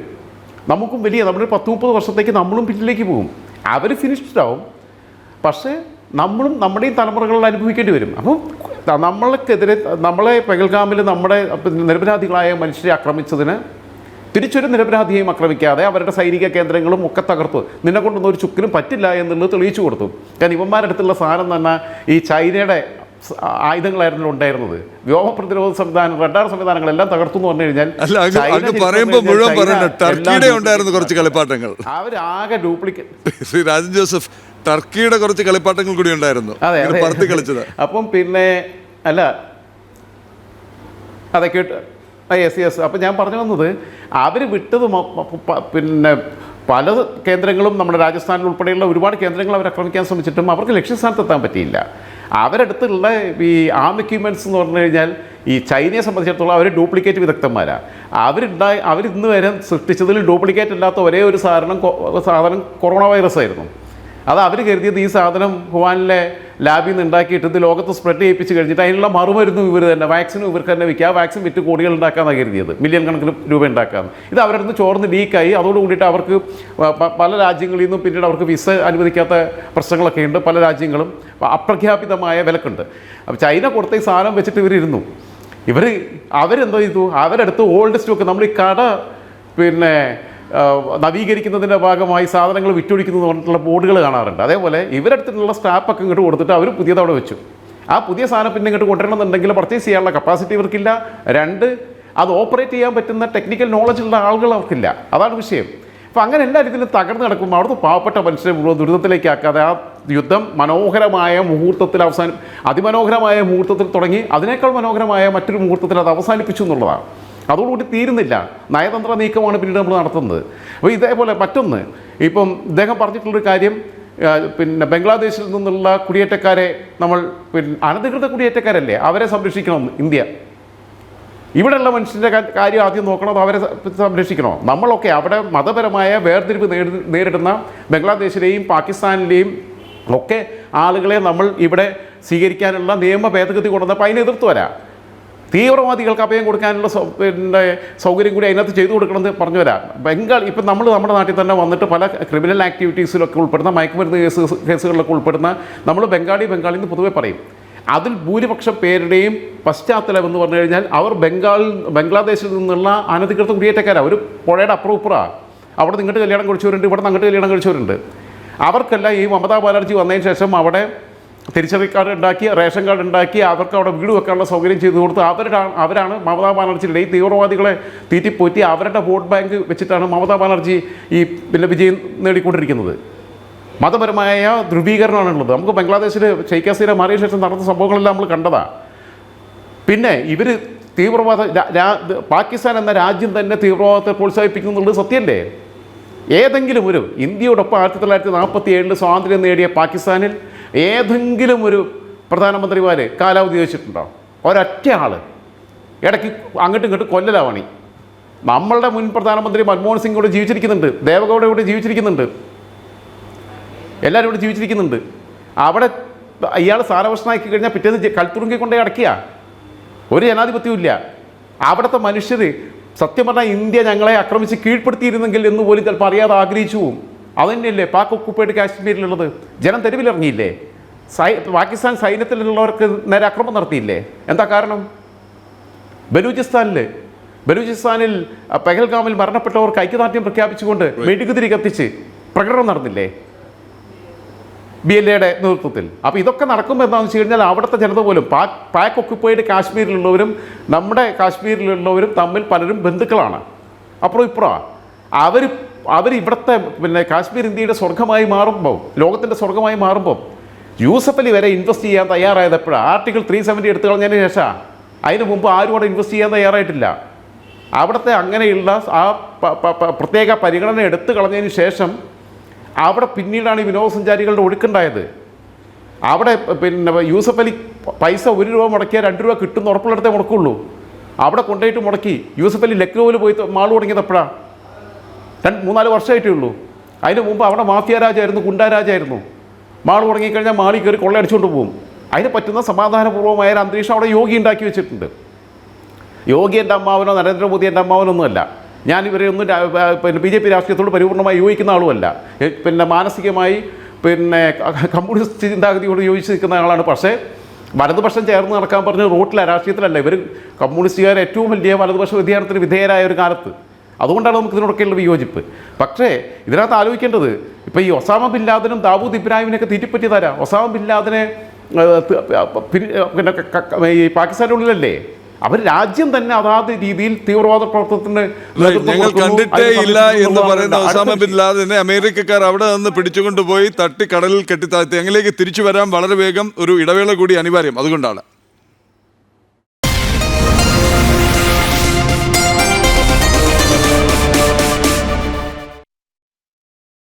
കൂറെവിടെ ജനം ഡിബേറ്റ് ഒരല്പസമയം കൂടി മാത്രമേ ബാക്കിയുള്ളൂ. ശ്രീ ഹസ്കർ നമ്മോടൊപ്പം 8:15 വരെ ഉണ്ടാകും എന്നാണ് അറിയിച്ചിരുന്നത്. അദ്ദേഹം ഡൽഹിയിൽ ഒരു ചടങ്ങിൽ പങ്കെടുക്കാൻ പോയതാണ്. 8:30 വരെ അദ്ദേഹം ടെലിഫോണിൽ കൂടി തുടർന്നു. ശ്രീമതി നുസ്രത് ജഹാൻ, 1 മിനിറ്റിൽ ഹസ്കറിന് മറുപടിയോ അതല്ലെങ്കിൽ അങ്ങയുടെ അഭിപ്രായമോ പറയാം. മറുപടിയാവാം.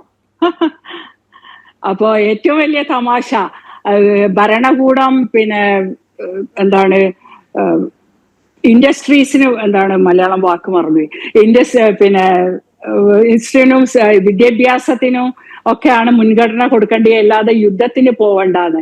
അപ്പൊ ഏറ്റവും തമാശ തോന്നുന്ന കാര്യമാണത്. കാരണം ഏത് വ്യവസായം വന്നാലും അത് അടച്ചുപൂട്ടിക്കാന്നുള്ള കമ്മ്യൂണിസ്റ്റിന്റെ ചിന്താഗതി കണ്ടു വളർന്ന ആളാണ്. സൗത്ത് ഇന്ത്യയിലെ ഏറ്റവും വലിയ ഇൻഡസ്ട്രിയൽ ആയിരുന്ന മാവൂർ ഗോളിയറൻസ് ബിർളയുടെ അതിന്റെ സുവർണ കാലഘട്ടത്തിൽ ജനിച്ച ഒരാളാണ് ഞാന്. അപ്പൊ ഞാൻ കണ്ടിട്ടുണ്ട് ആ ഗോളിയറൻസ് എങ്ങനെയാ. പക്ഷെ അവിടെ നിന്ന് ഉണ്ടായി ഇവര് സമരം ചെയ്ത് അത് പൂട്ടിക്കുമ്പോ ഒരു കമ്മ്യൂണിസ്റ്റ് മന്ത്രി, ഒരു മുസ്ലിം ലീഗ് മന്ത്രി ഉണ്ടായി. അവർ ആ കമ്പനി പൂട്ടിക്കാൻ നടന്ന എല്ലാ കഥകളും ഇങ്ങനെ കേട്ട് വളർന്ന.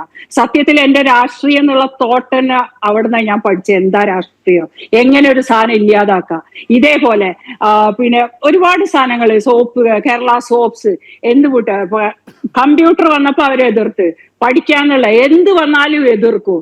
അതാണോ ഇവരുടെ ഇവര് നമ്മളോട് പറയണ ഇന്ത്യൻ പ്രധാനമന്ത്രി എത്ര പേർക്ക് ജോലി കിട്ടണ എന്തെല്ലാം കാര്യങ്ങള്. ഇവർക്കെല്ലാം പ്രധാനമന്ത്രി കൊണ്ടുവരുന്ന എല്ലാം സംഘികൾ കൊണ്ടുവരുന്ന ആക്കൂ. അവർക്ക് രാമനെ പറ്റൂല, വിളക്ക് കത്തിക്കാൻ പറ്റൂല, ഭാരതാംബയെ പറ്റൂല, യുദ്ധം ചെയ്യാൻ പാടില്ല, കാരണം അത് അവിടെ പാവങ്ങളല്ലേ. പഹൽഗാമിലെ ഷെയ്ദ് അഫ്രീദിക്ക് സ്വീകരണം കൊടുത്ത മലയാളികൾ പറഞ്ഞത് ആ പാവങ്ങളല്ലേ, അവരെ നമുക്കൊന്നും ചെയ്യണ്ട, അവരെ ഒന്നും ചെയ്യണ്ട. അവരൊക്കെ എന്നെയും അന്വേഷിക്കണം. ഇതുപോലുള്ള എല്ലാത്തിനെയും അന്വേഷിച്ച് നിയമത്തിന്റെ മുമ്പിൽ കൊണ്ടുവരണം. ഇവർക്ക് ഒരിക്കലും നമ്മൾക്ക് മാപ്പ് കൊടുക്കാൻ പറ്റില്ല. ഇന്ന് ഈ ഇന്ത്യന്റെ പ്രധാനമന്ത്രിയും കൂട്ടരും, ഏതൊരു പ്രധാനമന്ത്രി ഇല്ലാതെ ഒരു ആർമി ഫോഴ്സ് ഇവിടുന്ന് അളകുമോ? ഇന്ദിരാഗാന്ധി ചെയ്തു പറയുന്നത്, ഇന്ദിരാഗാന്ധി പോയി യുദ്ധം ചെയ്തതല്ലാലോ. ഇന്ദിരാഗാന്ധി പറഞ്ഞിട്ട് ഇവിടുത്തെ പട്ടാളല്ലേ ചൈനന്റെ ബോർഡറിലോ ഒക്കെ ചെയ്തത്. സമയം വളരെ കുറച്ചേ ഉള്ളൂ. അപ്പൊ എന്നൊരു പോരാളി ഉണ്ടായിരുന്നു. റാൻ മോളി പ്രധാനമന്ത്രി പറഞ്ഞതെല്ലാം അപ്പടി കേട്ടില്ല. ഇപ്പോൾ യുദ്ധം ചെയ്യാൻ പറ്റില്ല, എപ്പോൾ യുദ്ധം ചെയ്യാൻ പറ്റും എന്ന് നെഞ്ചുപരിച്ചെന്ന് പറഞ്ഞ അദ്ദേഹത്തിന് എന്നാണ് ആനുകൂല്യങ്ങൾ കിട്ടിയെന്ന് കൂടി ചോദിക്കണം. മറ്റൊരവസരത്തിൽ നമുക്ക് ഈ ചർച്ചയാവാം. സൈന്യത്തെക്കുറിച്ച് ചർച്ച ചെയ്യുമ്പോൾ കേണൽ ഡിന്നിക്കൊക്കെ അറിയാം. ഡോക്ടർ APJ അബ്ദുൽ കലാം രാഷ്ട്രപതി ആയില്ലായിരുന്നെങ്കിൽ ഒരുപക്ഷെ ആനുകൂല്യങ്ങൾ കിട്ടാതെ അദ്ദേഹം മരിച്ചേനെ. നമ്മുടെ യഥാർത്ഥ ഹീറോ. ഞാൻ വളരെ പെട്ടെന്ന് ഒരു ഇടവേളയിലേക്ക് കൂടി പോകുന്നു. അവസാന റൗണ്ടിൽ Shri Rajan Joseph, Shri colonel Dinny, will wait for the last word.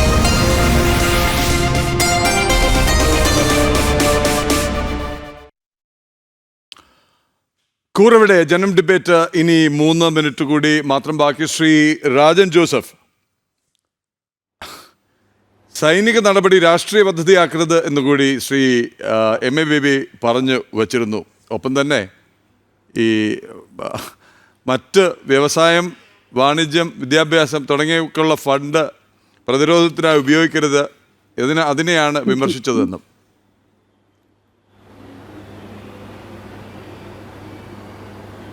അല്ല, ഞാൻ പറഞ്ഞല്ലോ, നമ്മളെ ആൻ്റണി പുണ്യവാളൻ ചെയ്തത് MA ബേബി അത് തന്നെ ചെയ്യണം, തുടർന്ന് ചെയ്യണമെന്ന് ഇപ്പോൾ പറയുകയാണ് ചെയ്തത്.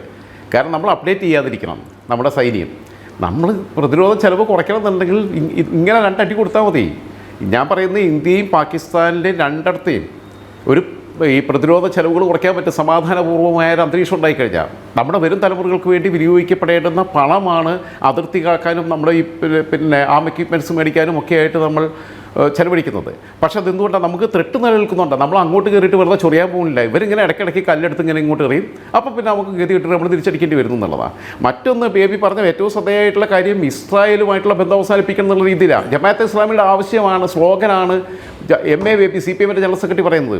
നമ്മുടെ ഒരു സ്ട്രാറ്റജിക്കൽ പാർട്ട്ണറാണ്. നമ്മുടെ മാത്രമല്ല, ഇന്ത്യയും അമേരിക്കയും UAE-യും ഇസ്രായേലും ചേർന്നിട്ടുള്ള സഖ്യമുണ്ട്. കോഡ് സഖ്യത്തിൽ നമ്മൾ അംഗമാണ്. അവിടെ ദക്ഷിണ കൊറിയയുണ്ട്, ഓസ്ട്രേലിയയുണ്ട്, അമേരിക്കയുണ്ട്, ഇന്ത്യയുണ്ട്, ഒക്കെ ഉണ്ട്. അപ്പം വിവിധ സഖ്യങ്ങൾക്കകത്ത്, ഇത്തരം സഖ്യങ്ങൾക്കകത്ത് എങ്ങനെയാണ് UAE-യും സൗദി അറേബ്യയും ഒക്കെ ഉൾപ്പെടുന്നത്? അവരെന്തുകൊണ്ടാണ് അത്തരം ഒരു സഹകരണത്തിൻ്റെ വഴിയിലേക്ക് ഇസ്രായേലുമായിട്ട് ചേരുന്നത്? നമ്മൾ മനസ്സിലാക്കേണ്ടത്, ലോകത്തെ നമ്മുടെ റോയല്ല, ലോകത്തെ ഏറ്റവും വലിയ ഇൻ്റലിജൻസ് സംവിധാനം അത് അമേരിക്കയുടേതുമല്ല, അത് റഷ്യയുടേതുമല്ല, അത് മൊസാദാണ്. ആ മൊസാദാണ് ഒസാമ ബിൻ ലാദനെ വരെ ലൊക്കേറ്റ് ചെയ്ത് ഇൻഫർമേഷൻ മറ്റവർക്ക് കൊടുത്തു, അമേരിക്കയ്ക്ക്. അപ്പോൾ അവർ കയറി അടിച്ചു. മൊസാദ് ഈ UAE-യുമായിട്ടും സൗദിയായിട്ടും, കാരണം ഈ സൗദി അറേബ്യയ്ക്കും UAE-ക്കും ഒക്കെ വലിയ ഭീഷണിയായിട്ട് നിൽക്കുന്നത് ഒന്ന് ഹൂതികൾ എങ്ങോട്ടാണ് ഈ റോക്കറ്റ് വിടുന്നത്, ഷെല്ല് വിടുന്നത്? അബുദാബിയിലേക്ക് വിട്ടില്ലേ, സൗദി അറേബ്യയിലേക്ക് വിട്ടില്ലേ? അതിൻ്റെ പിന്നിൽ ഇറാനല്ലേ അവർക്ക് വേണ്ട സാധനങ്ങൾ കൊടുക്കുന്നത്. അപ്പോൾ ഈ ഇറാനെ സംബന്ധിച്ചിടത്തോളം ഇവരുടെ ഈ പിന്നെ മക്കയിലെ ഗെയ്ബ പള്ളിയുടെ അവിടെ വെടിവെപ്പ് നടത്തിയവരാ ഇറാൻ. അപ്പോൾ ഇത്തരം തീവ്രവാദികളെ സപ്പോർട്ട് ചെയ്യാൻ UAE-യും ബഹറിനും ഒന്നും വരില്ല. ബഹറിൻ ഈ ഹൂതികൾ സുയസ് കനാലിലൂടെ പോകുന്ന കപ്പലുകൾ ടാർഗറ്റ് ചെയ്ത സമയത്ത്, ചരക്ക് കപ്പലുകൾ ടാർഗറ്റ് ചെയ്ത സമയത്ത് ഫ്രാൻസും ജർമ്മനിയും അമേരിക്കയും ഒക്കെ ബ്രിട്ടനും ഒക്കെ ഉൾപ്പെട്ട, അവർക്കെതിരെ പ്രതിരോധം തീർക്കാൻ വേണ്ടി ഉൾപ്പെട്ട സഖ്യത്തിനകത്ത് ബഹറിനുണ്ട്. അവർക്ക് തിരിച്ചറിവുണ്ട്, വിവേകമുണ്ട്. ശ്രീ രാജൻ ജോസഫ്, സമയം അതിക്രമിച്ചുകൊണ്ട് ഞാനൊന്ന് ഇടപെടുന്നു. ലാസ്റ്റ് വേർഡ് കേണൽ ഡിന്നി, 1 മിനിറ്റ് കൂടിയേ ഉള്ളൂ. ഈ ഭീകര ആക്രമണത്തിലൂടെ അവരെന്താണോ ഉദ്ദേശിച്ചത്, മതം ചോദിച്ച് വെടിവെച്ചപ്പോൾ എന്താണോ ഉദ്ദേശിച്ചത്, അതിനുള്ള മറുപടി ഭാരതം നൽകിക്കഴിഞ്ഞു, കശ്മീർ നൽകിക്കഴിഞ്ഞു. അതിൻ്റെ ഏറ്റവും വലിയ ഉദാഹരണമാണ് ഇന്നലെ നാം കശ്മീരിൽ കണ്ടത്. വസീറെ ആസം എന്ന് പറഞ്ഞ് ഒമർ അബ്ദുള്ള പറഞ്ഞ വാക്കുകൾ മാത്രം മതി നരേന്ദ്രമോദിയോട് ബ്രിട്ടീഷുകാരുടെ സ്വപ്നം അങ്ങയുടെ കൈകളിൽ യാഥാർത്ഥ്യമായി എന്നുള്ളത്. ഏറ്റവും നല്ല മറുപടി ആ 46,000 കോടി രൂപയുടെ പദ്ധതിയും ലോകത്തിൻ്റെ നെറുകയിലുള്ള ആ റെയിൽ പാലവും മതി ചെനാബിലെ. 30 സെക്കൻഡ്സ് കേണൽ ഡിനി. അത് വളരെ വ്യക്തമാണ് പ്രദീപ് പിള്ള. അതായത് ഇന്ന് ഭാരതം എവിടെ നിൽക്കുന്നു എന്നുള്ളത് ലേറ്റസ്റ്റ് ആയിട്ട് കനേഡിയൻ പ്രൈം മിനിസ്റ്റർ വിളിച്ചു പറയാണ്. G7 പോലത്തെ ഉള്ള ഒരു ഗ്രൂപ്പ് ഓഫ് നേഷൻസിൽ ഭാരതം പോലുള്ള രാജ്യം ആ ടേബിളിൽ ഇരിക്കണം. കാരണം ഭാരതത്തിന് അത്രമാത്രം പ്രസക്തമുണ്ട്. ഏറ്റവും വലിയ എക്കോണമിയായി വരുന്ന ഒരു ഭാരതം, ഏറ്റവും ശക്തിശാലിയായിട്ട് വരുന്ന ഒരു ഭാരതം. അപ്പൊ അത് ഒരു CPM-ന്റെ ജനറൽ സെക്രട്ടറി, ഏത് ജനറൽ സെക്രട്ടറി, ചൈനയെ ഭാരതവും US-ഉം ജപ്പാനും കൂടെ വളഞ്ഞിട്ട് ആക്രമിക്കുന്നു എന്ന് പറഞ്ഞ ആ പാർട്ടിയുടെ ആളുകൾ ഇത് പറഞ്ഞ നമുക്ക് യാതൊരു വിധത്തിലുള്ള അതിശയവും വേണ്ട. പക്ഷെ ഞാൻ ഫസ്റ്റ് പറഞ്ഞ പോലെ അപ്രസക്തമായിട്ടിരിക്കുന്ന ഒരു പാർട്ടി ഈ പറഞ്ഞതിനകത്ത് കേരളത്തിന് പുറത്ത് ഒരു പ്രസക്തവും ഇല്ല. ഭാരതം ചെയ്യേണ്ട കാര്യങ്ങൾ ഭാരതം ചെയ്തുകൊണ്ട് തന്നെ ഇരിക്കും. അതിന്റെ കാര്യങ്ങൾ ആര് വിചാരിച്ചാലും ഇനി മാറാൻ പോകുന്നില്ല. കാരണം ആ ലെവലിലേക്കുള്ള ഒരു ഭാരതമാണ് നമ്മളിപ്പം കണ്ടുകൊണ്ടിരിക്കുന്നത്. Right, thank you so much. ഒരു ഒറ്റ കാര്യം കൂടി, 10 സെക്കൻഡ് കൂടി. ജനം ഡിബേറ്റ് ഒരു സർവേ നടത്തിയിരുന്നു, അതിന്റെ ഫലം കാണാം. കൂറെവിടെ? ഇടതുപക്ഷത്തിന് കൂറ് ശത്രുരാജ്യങ്ങളോടോ? അതേ എന്ന് 90% വോട്ട്, അല്ല എന്ന് 10% വോട്ട്. ജയ് ഹിന്ദ്, നമസ്തേ. Colonel ഡിന്നി, Rajan Joseph, Shrimati Nusrat Jahan, Shri Haskar. ജനം ഡിബേറ്റ് പൂർണ്ണമാകുന്നു. ജനം ടുനൈറ്റുമായി ദേവിക ചേരും. നമസ്തേ.